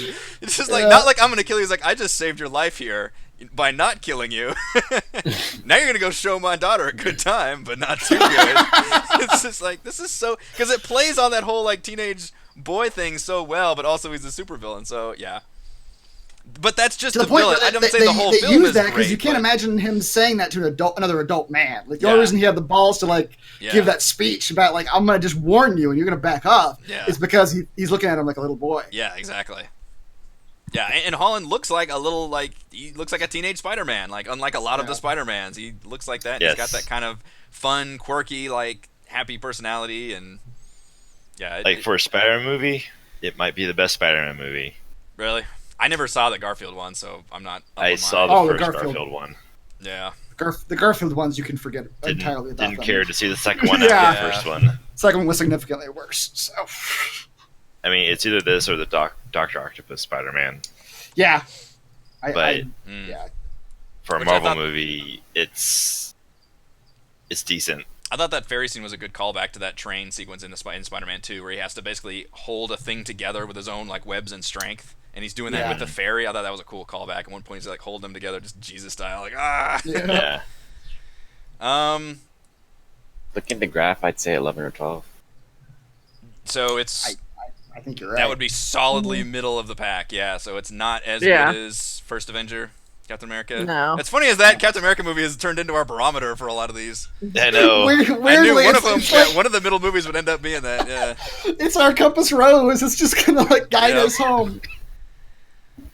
All right. The real number one Fuck movie the in rest MCU. of these. Now it's gonna get. This is where This it's is gonna get real fucking. Yeah. This is gonna Yep. get real This is where it's fucking also nasty. gonna get a little argumentative because there's a lot of strong feelings about these later ones. These but are some good fucking movies coming up, Yeah. ladies and gentlemen. We are in the late. We're in the shit now. this is the late era. This is the modern era, which probably is paired with Spider-Man. But Yeah. Thor Ragnarok. Did you know they could make a good Thor movie? I did not.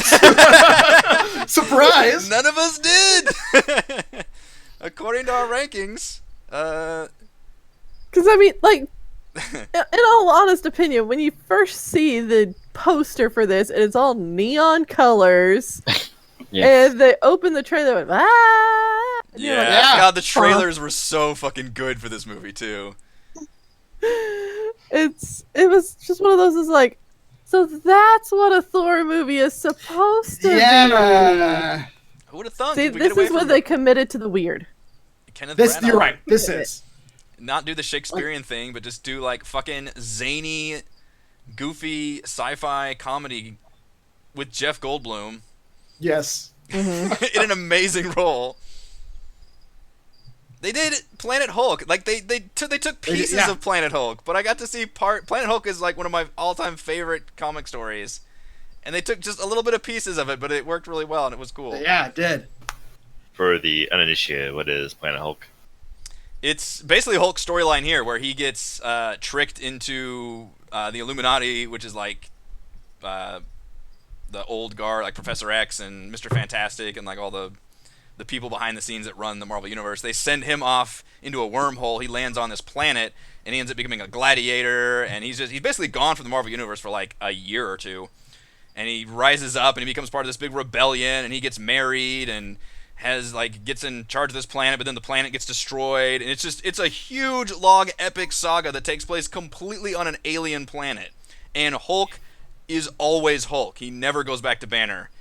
And it's just really fucking well done. It's completely divorced from anything else. And so the only thing this They played basically took that as like they took that as like the here's what's going on when Thor arrives. yes, Like, yeah, when Thor arrives, Planet Hulk is in motion. is in motion Hulk while is- he's Hulk yeah. has become a gladiator. There's the rebellion brewing. It's the whole thing's there. Mm-hmm. Korg, the rock guy, and Mike, the insect guy, are both from the Planet Hulk comic. They're part of the like. The Planet Hulk comic, though, the only thing that's totally separate is the tone. The Planet Hulk comic is pretty serious. Oh yeah, for sure. Yeah, It's- it's a serious. Like it is like a gladiator, like slave Yeah. uprising. Like they're all like shackled with collars. Yeah, it's a big serious thing. Jeez. Yeah. Ragnarok, yeah, is fucking total comedy in it. But it's not like I don't know. It's just a really fun tone. Like again, it's that Marvel tone of like we're not really making fun of our own material. Like we still really like our own material. And it's all really well done, but we're still cracking jokes left and right. Everybody's having a good time. Like they're not laughing. 'Cause I feel like a lot of those early X-Men movies, like, oh, what do you expect? Yellow spandex? Haha. Fucking comics are stupid, right? Kids. Yeah, it's like that. It's like, all right, that doesn't really work. But Marvel, it's like, yeah, this shit's cool. Like comics are cool. Yeah. But we can still crack jokes and have fun with it, and like everybody's in on the jokes, and just the personalities are so good. Valkyrie's a fucking amazing character. Tessa She- Thompson. Jeff Goldblum Yeah. is an amazing character in this movie. What's he doing? Loki The gets a voice lot of of Korg time is- to shine. Yeah. yeah, it's- is an amazing character. Yeah, Mark Ruffalo is good. Fucking Hela is a fantastic villain. she is. She doesn't get a whole She doesn't lot get a to whole do lot in to this do movie. because it's a very much an Act 1, Act 3 thing. Yeah. Like she shows up, it's really cool in the beginning. She cracks Thor's hammer. Kate Blanchett just fucking knocks it out Kate of the Blanchett park. is great. Yeah. Mhm. Just easily one of my favorite villain roles. And yeah, unfortunately, she doesn't have much. They kind of go back to her a few times, don't they? Where they show her, and it's like Heimdall's like. They do, but I think those are the weakest parts of the movie, Yeah. where they cut back to Heimdall like running from her. Because the other and stuff is it's- so much fun, and then this stuff is like so serious. Yeah. And you're just like, oh man, this is dour. It's like they're reminding everybody, oh, bad shit's happening on Asgard. Yeah. And Oh, as much as I Carl- love Carl Urban, Carl Urban's in this movie. He's just got he's in dual the movie, machine and he's guns. great. He's a great. Yeah. It's so random. And it uses Led Zeppelin in a really fantastic way to just represent Thor's power. Mhm. And honestly, I was just impressed that it is the first Thor movie. It's one of the first. I guess the Guardians movies don't ever go to Earth, but I guess the first one does a little bit. But it realized that we don't give a shit about Earth. We don't need it. Like, we're cooler without Earth. Yeah, in our Space God movie. Like, we've got all this cool shit we can explore. Yeah. Mm-hmm. It is an incredibly watchable movie.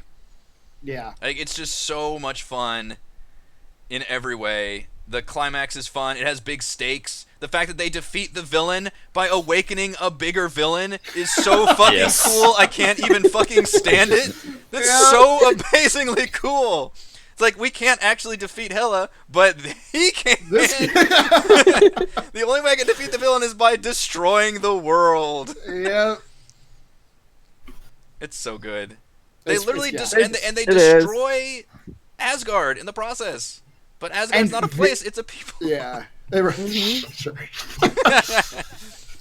Visually, it's amazing. There's so much color in this movie, and the aesthetic of it is well, it's from the poster. You can see it's just like all neons and Mm-hmm. It's kind of like they tried to go back to that original Iron Man feel, where it's like, here's our groove, and we're gonna have fun with it. right. It's just like we're just fuck it. I mean, this is the third one. We can't fuck it up any worse than we did the first two. That's a good point. Marvel's You know strength, especially in the second half, has been like just finding directors. Just like directors that have like never done anything like this and said like, "Hey, you want the fucking keys to the Ferrari?" And Let's have some fun. and it works out amazingly well. Mm-hmm. Yeah. And this movie has such big stakes in it, but is also really funny. Like, how do you do that? Like, people die in this movie. The entire city dies. The whole thing is so amazing. The only thing that's totally wrong is they show up and they're like, "It's Earth! Oh shit, it's Thanos!" And then it just Right. Oh, right. They all die. Yeah. Yeah. And then, like, the beginning of Infinity War is like, "Oh." They're all dead. That was the whole movie was saving these people. Yeah. No, he only kills half of them. He only kills half of them. And then he kills half of them, and then he blows up their ship. So they're all dead. No, I think they're on Thanos' ship. Oh, they did a bad job of confirming that, yeah. Because later, like, at some point, they just confirmed Valkyrie was still alive, even though she's not in that movie at all. So. Oh, right. Mm-hmm. Yeah, that part was confusing. Her poster was in color. Somebody convinced me that Ragnarok is not the #1 Marvel movie. Oh, man. Oh. Because I can't say enough good things about this movie. And I never thought I would enjoy a fucking Thor movie this much. Fuck you. We're at that point now, yeah. The Thor. Okay. Yeah. It's a fun movie, and it's enjoyable to watch. But #1's gonna have to have some weight behind it. It's gonna have to have some thematic, emotional weight. And Ragnarok. It's light. It's silly. It's It's not popcorn. It's cotton candy. Yeah. It's delicious and it looks great. Candy, sorry. But it's gonna rot your teeth. It's just there's I don't know. There's just not a lot of there's not a lot of weight. Better than Winter Soldier. You don't really feel emotions beyond this is cool. Yeah. You get a lot of this is awesome. Mm-hmm. There's the depth is missing of the Winter Soldier or Avengers. That depth piece of it is missing. All right, let's. You get it in certain sections, but not enough of the movie. Yeah. So if it's not better than Winter Soldier, is it better than the original Avengers? No. This is so hard. I mean, we're just gonna start going online until we find a spot. I know. I would put it behind Iron Man still. Behind Iron Man, okay. Yeah. Oof. At this current ranking. Honestly, I would put it behind Guardians 2. Yeah. I think I liked Guardians 2 better. Jesus Christ! Yeah. I want Guardians higher You guys than are this. just not fun at all. Ragnarok was a very fun movie. Why do you Ragnarok hate is a very so fun much? movie. I would put it above Guardians, though. So I would put it between Iron Man and Guardians right now. Between Guardians 2 and Iron Man?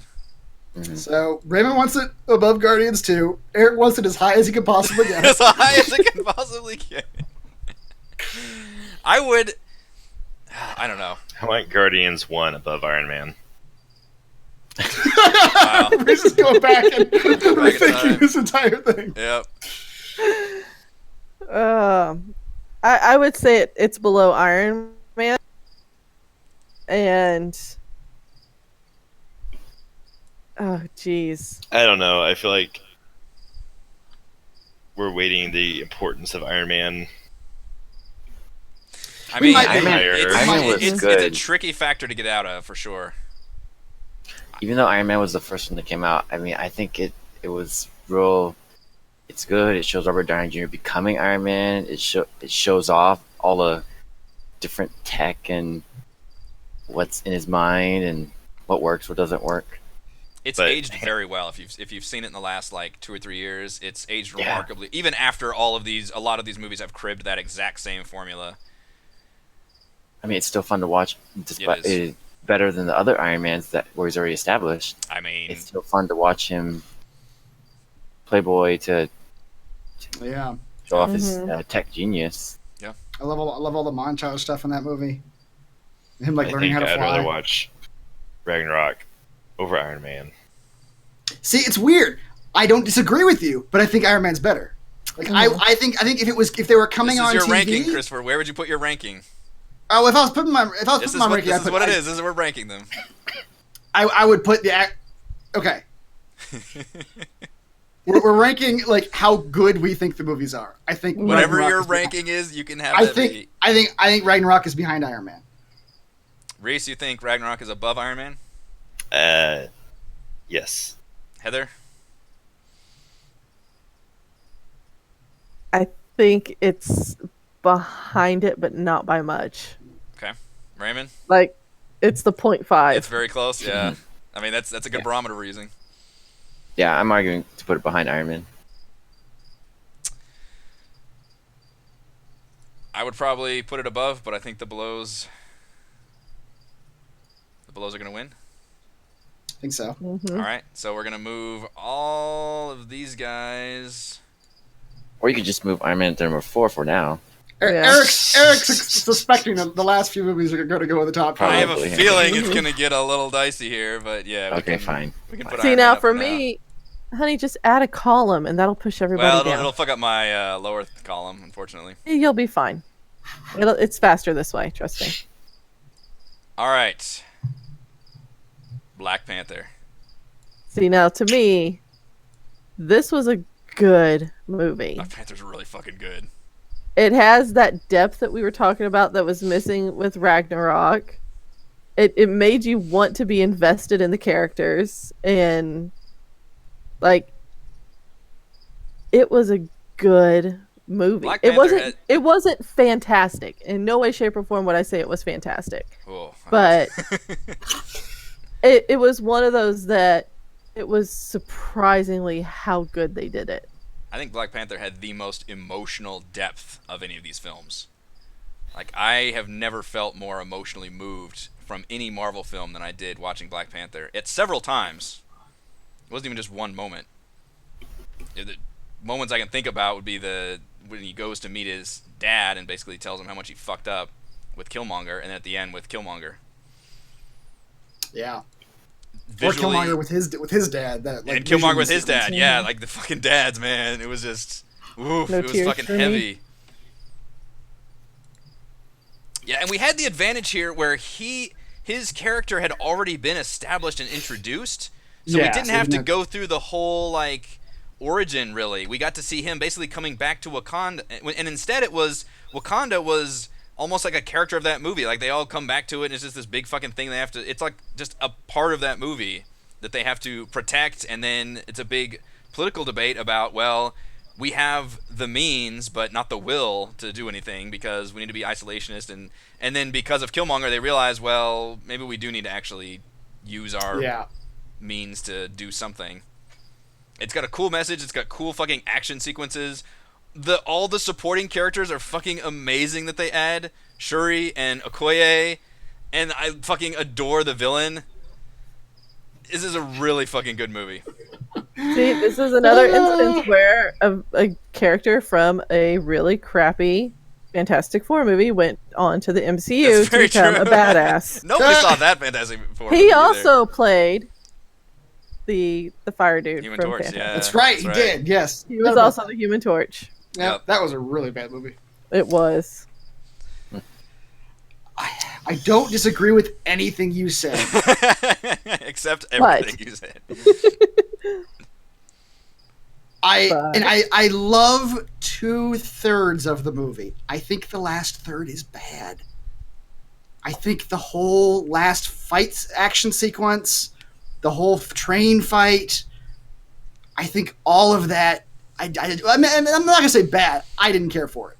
I thought it just for a movie that was so, like you said, it was so heavy. Yeah. To sort of turn into, armies and riding rhinos and fighting. It gets a CG. little CG crazy at the and end. Yeah. CG suits on a railroad track. And it almost feels like there was not really a point to that. Just like they had this other, like, it was just this inner civil war happen. It's like, well, you didn't really need all of this to happen. Like, if that one guy hadn't sided, and then It had felt that like army what the movie should have been leading up to is a third duel fight. 'Cause Yeah. they had the first duel where They needed like something more you exciting to won. happen around there. Yeah. Yeah. Yeah. I don't. I don't know disagree if with my that. expectations were too high when I went in the movie, but at the end, I felt kind of empty. For Black Panther. Yeah. Oh. Like, yeah. That climax is it's kind of similar to Wonder Woman, where like the whole movie is really amazing, and then the climax Yeah. is kind of the weakest part of the movie. Yeah. I think so. But I really like liked all the the actual ending. characters. I liked the very end of that movie, like the resolution they Him come dying to. and then them. Yeah. Him going yeah, back me and too. buying the thing, and like I'm gonna use my power to actually like lift people up, and then I'm gonna go to the UN, and we're gonna share our stuff, and yeah, I thought that was all like really, really well done. And again, the character arc was almost about Wakanda, like politics in general, Yeah. Mhm. and like where's their place in the world. Essentially, like they're already all badasses, but it's like where do they actually fit within the world? Kind of like Captain America. Yeah.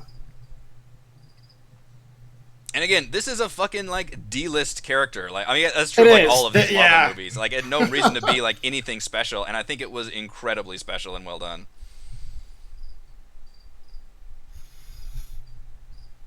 I know Chris is not gonna want anything above Winter Soldier, but Oh God, you're gonna try to go? Okay. I'm like Yeah, Ragnarok, so. man. To me, like the last 3 of these 4 movies are like top. I'm sitting here thinking it belongs high. Like to me, Infinity War, Black Panther, and Ragnarok might just be like 1, 2, and 3 in a lot of ways for me. Well, I really like Guardians of the Galaxy, but that's the top 5. Like all those three of those movies are top 5 for me. Wow. I think Black Panther was a good movie. I think it's in the top 10. Top 10. I That's think top it absolutely, half. I Jesus. absolutely belong. Well, yeah. I absolutely think it belongs in top 10. Mhm. Oh man. I can do top 10, but not top 5. Jesus. This is rough. I'm on an island over here. I needed one more friend. I needed one more friend who's not an asshole is what I needed. It turns out. As with you with Guardians, as with you with Ragnarok. Yeah, you were. You were. I would be so where I would actually put it, if it was just me, is between Guardians and Ultron. But I would not be opposed to. Well, that's not very far. I was going to say I wouldn't be opposed to it going all the way up to above Guardians, which is one more step. Make me fight now to my own civil war.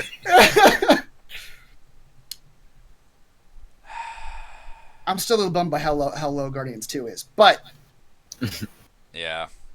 I think I But we're Guardians movies have had arguing the with biggest. ourselves on whether or not Captain America is number 1, though. Still, I'm just gonna. This is See, my nobody strategy. is paying attention to I'm the fact that Chris is shooting everything down. We're gonna have a fucking war with Infinity War. I'm gonna tell you that right now. I'm putting things down at like 5 and 6 just so Yeah. no one pays attention to number 2 over there. I know. I'm getting shot down for all my clues, and nobody's gonna pay attention that fucking Winter Soldier is the top movie. Yeah, I would want Black Panther as high as humanly possible, so it's going to be up to where you guys can put it. I think could be Black Panther's an argued. amazing I film. could be argued into Black Panther up to above Thor, but I could not. I don't think Black Panther's better than Iron Man. I definitely don't think Black Panther's better than Avengers. I would agree. It's better than Thor. Between Iron Man and Thor Ragnarok. Yeah. I'm so disappointed to see all my favorite movies outside of the top 5. Holy shit. It's This is brutal.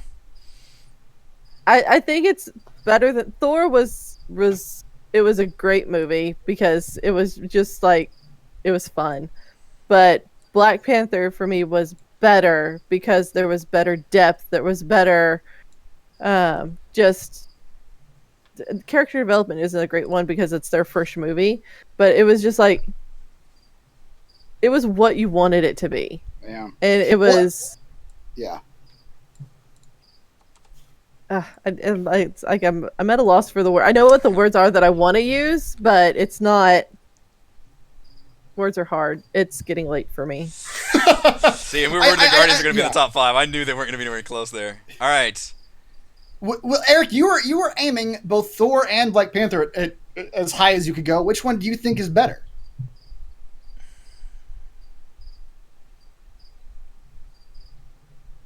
So now he clams up. Yeah. I know. I don't know. That's a tough He's decision. all You're just trying to tossed shoot as high as you can go. I know. Well, this is part of the ranking system. Is I knew these were going to be in my top 5, but I wouldn't know where exactly I would rank Yeah. them. Yeah. I can't decide. They're both very high for me. So you guys are gonna have to pick which one's going first. There's a lot I really love about Black Panther, but the climax might bring it down. Whereas Thor Ragnarok I don't know if it has as weak of a moment for there. Thor Ragnarok has a really great climax. But it has a really weak middle section. Yeah. Yeah, but who cares about the middle? Well, all right. So what do you think? Black Panther or Thor Ragnarok? What's your It question? sounds like that's where we're gonna put it. Which one's higher, Thor Yeah, which or one's Black higher? Panther? Guardians. Reese is on the guy. I love you, man. I love the guy. I mean, I'm not. Yeah. We can revisit this. I would put Thor higher. It's just, I agree with what Heather says about Black Panther being more depth and more meaning in the storyline and all that. But at the end of the day, Thor is just cool with all this electricity shooting out and It's tough to flying compete. everywhere. It is hard to compete with I think his newfound power. I think the Thor- biggest thing that would prop Thor up is the fact that it's coming off of Thor 1 and 2, which are so fucking low and generally Yeah. bad, and Ragnarok is such a good movie. I think that would give it the final points. All right. That's where it's going to be for now. Infinity War. This one's tough because I know I've said It's- number 1 it's- for a lot of these movies, but it's impossible to take Infinity War and I'm just going to go ahead and put it number 1. We're going to see what it looks like. see who We're just fights gonna, me. We're just going to fucking see what it looks like. Ooh, I don't know, guys. That looks pretty good. Infinity War, out of all of these movies, if Infinity War is on TV, I'm fucking watching it. Yeah. I'm fucking watching it. It's hard to separate it from. Well, I mean, we haven't been separating them from the. No, it's The universe. You know what? This is the movie that is impossible to see without seeing Yeah. almost every other movie. But this is the payoff. This is the reward for seeing all those movies. And yeah, the ending leaves you on a cliffhanger. And we know it's gonna fit, and maybe it'll invalidate a lot of what it did at the end. But Can we just put Endgame as number 1? How about that? you know what? Just assume. I think it probably will, judging by all the reviews. But this movie, Thanos is the protagonist. And that is a fucking crazy thing to do when this is your big Avengers movie. And you've got all of these characters to juggle and deal with. Even beyond Avengers, because it's Avengers plus Guardians of the Galaxy. Plus characters that haven't been in Avengers movies before, like Yeah. Strange. And Thanos is the protagonist. It's Thanos that's doing all the things. The Avengers are just on their heels trying to just repel him Right. and try to defend against him. Thanos is the protagonist. He's trying to get things done in this film, and he eventually succeeds in the end. And he goes through the most character development in the film. Everybody else is just on their heels. It's such a crazy cool thing to do. It's absolutely his story, and for he's sure. so well done. It's really Yeah. amazing and crazy. Now, I can agree with that as long as nobody minds that there's so many different chunks happening Yes, all at the same time. there's a lot going on. Well, the thing is, I'm sitting here trying to think what I didn't like about the movie so that I Yeah. can argue against it. There's Yeah. nothing I don't know if there's anything I didn't like about the movie. It slows down when Thor's building his weapon. That we part's didn't weird. need to Yeah, go that's with true. Peter Dinklage as a giant, and there's the star, and at that point in the film, you know, the Wakanda fight's already happened, and it really feels like the time is starting to catch up to the Yeah. runtime. Is like, all right, Thor, just build the fucking weapon. I don't need to see you. Like, we know you're not gonna Right. die here. You just hold the thing open. Like, you can scream a lot. Yeah, that's fine.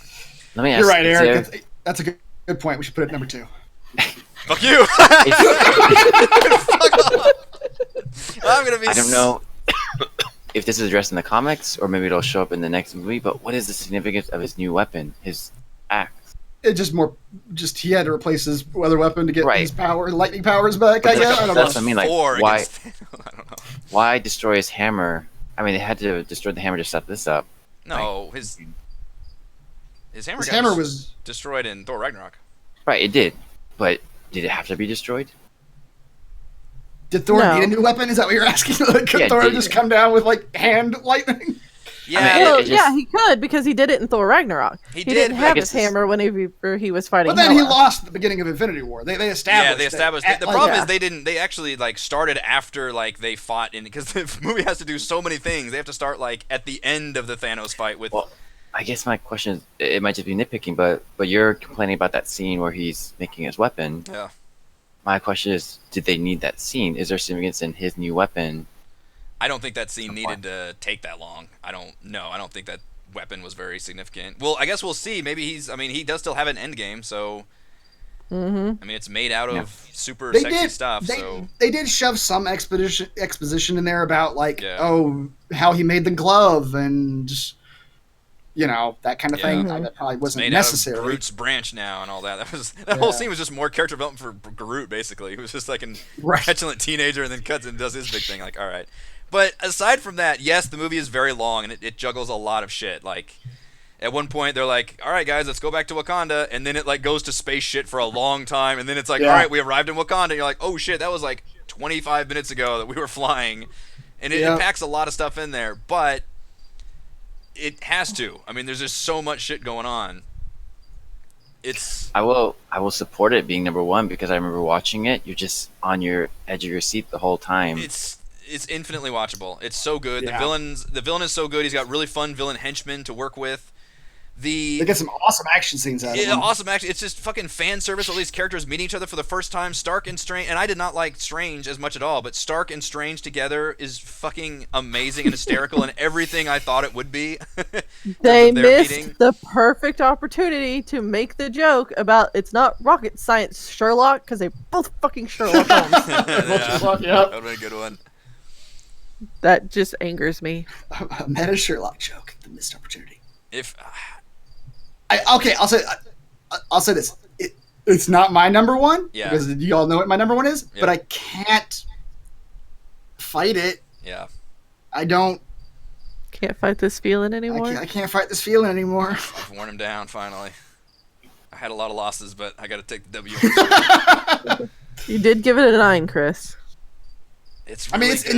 no. Infinity War is amazing. Infinity War is legit an It's amazing, an amazing movie. And it's- film. I mean, it's amazing the way the and original it's- Avengers was amazing, where we just thought like, there's no way this is gonna work. Like, there's no Yeah. way you're gonna have all these characters come together. How are you gonna make Thanos, this really stupid character who's only been in post-credit scenes so far, just menacing? Like, how are you gonna make that work? And it all worked really fucking well. Yeah.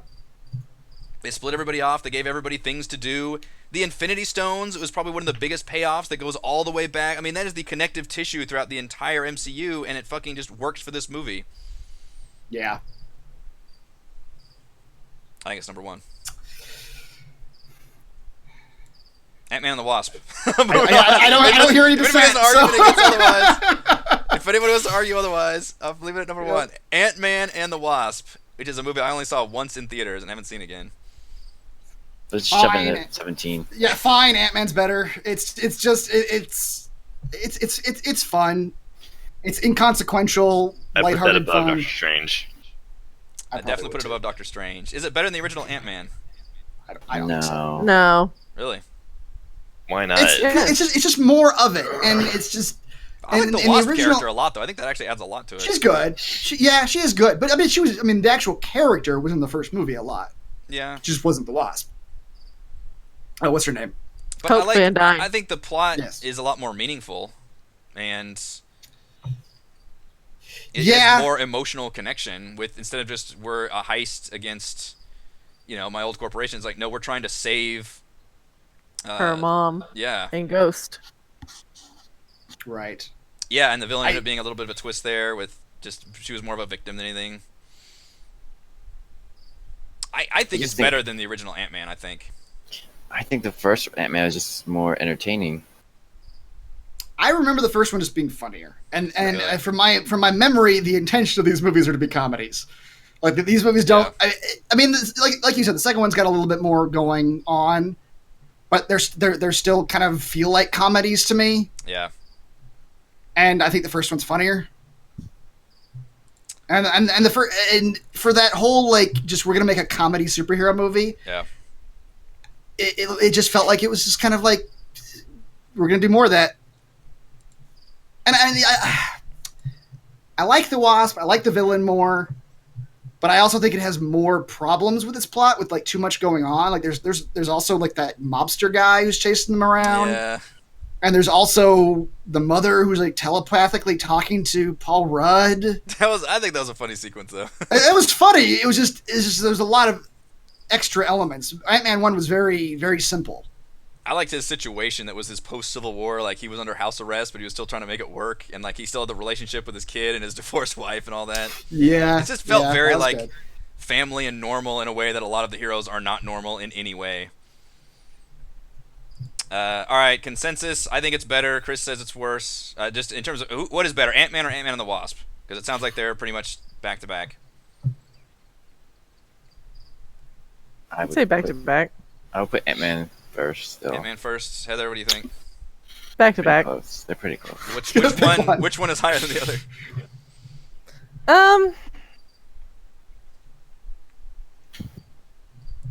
I'd say Ant-Man. Okay. And then Ant-Man and the Wasp the second. Reese, do you have a strong predilection towards... I don't have a strong opinion. Ant-Man and the Wasp was a more general Marvel movie than Ant-Man was. And I remember at the time Ant-Man was sort of a breath of fresh air. Okay. From all the regular MCU movies until,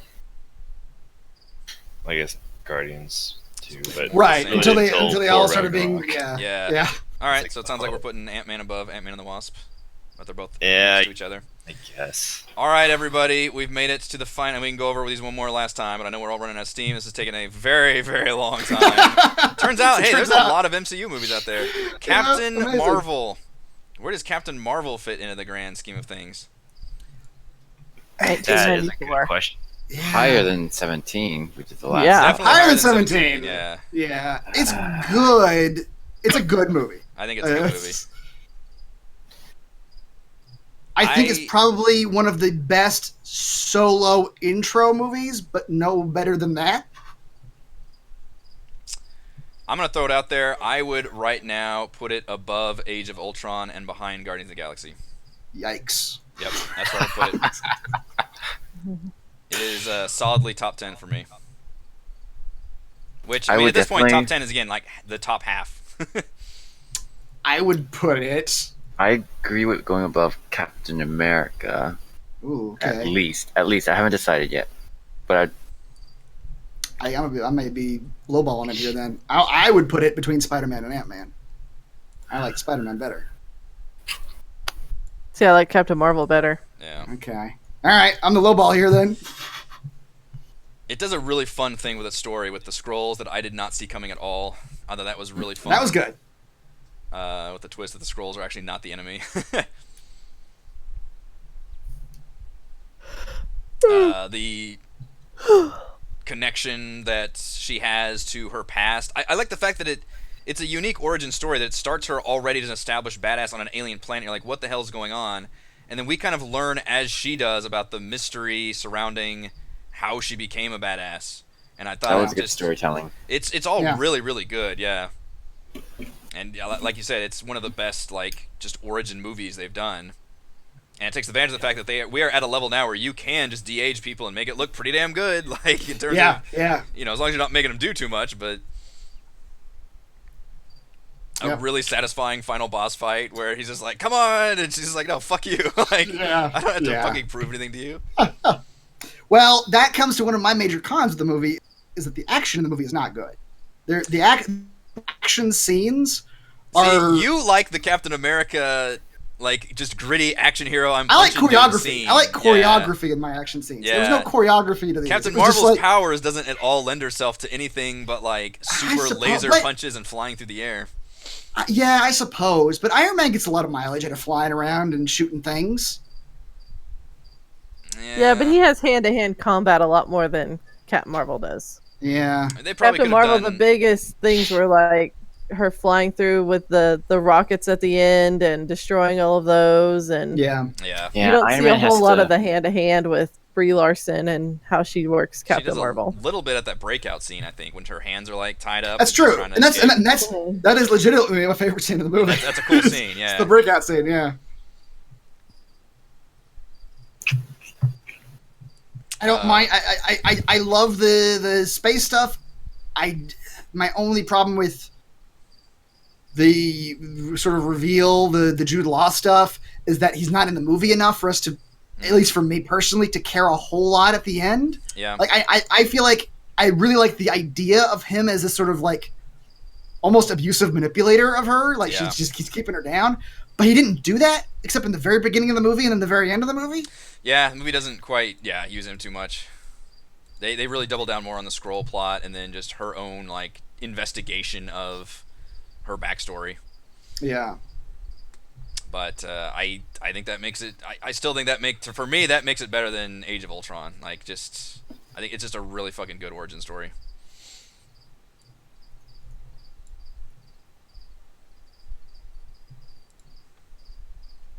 Is there anybody want to compromise on that? I disagree, but I think I'm in the minority. Everybody else seems to enjoy it quite a bit. So Reese, where would you put Captain Marvel? You haven't said anything about this. I haven't seen the movie. Oh, you haven't seen it? My bad. That's right. Oh, did you miss that? Okay, I forgot we had that conversation early. Yeah. Oh, I agree with man. everything that's been said about Captain Marvel. By the way, we're gonna spoil the hell out of all the MCU movies with this. Right. that's a consequence. That was the assumption jumping into this conversation. Yeah. Yeah. Well, I think it's an amazing. I mean, it's definitely top half for me. It is solidly in the top 10. Heather, where would you? You said it's better than Captain America. I just said that. I would Oh, you put said it that? above Captain America. The first Avenger. Yeah. So you'd put it at 11. Yeah.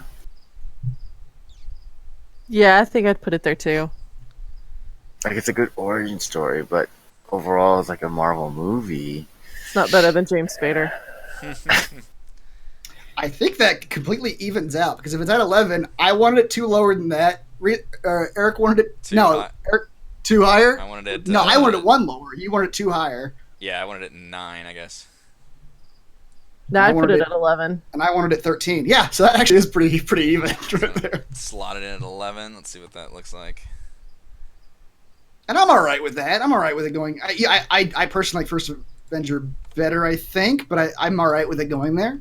It's so funny how that first Avenger movie ended up being like the biggest Mhm. barometer, and And because it it's was like up the high and it middle. started getting It's- like it's- shoved down. It's very Yeah. middle, yeah. All right.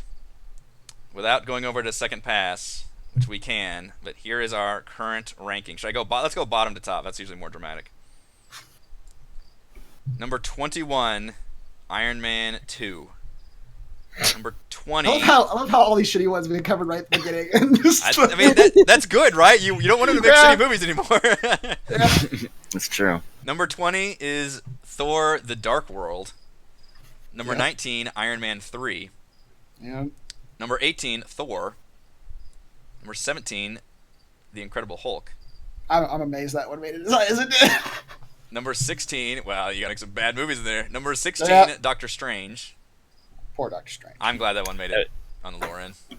Yeah. I mean, it was an alright movie. It's an alright movie. Yeah. I feel like after Incredible Hulk, you're in the category of these are all good movies. Yeah. Like, they're all Yeah. fine. I like them all. That's There's a big gap between Hulk and Strange. You can draw, Exactly, you can draw some red exactly. lines on this thing. Yeah. Yeah. Number 15, Ant-Man and the Wasp. Number 14, Ant-Man.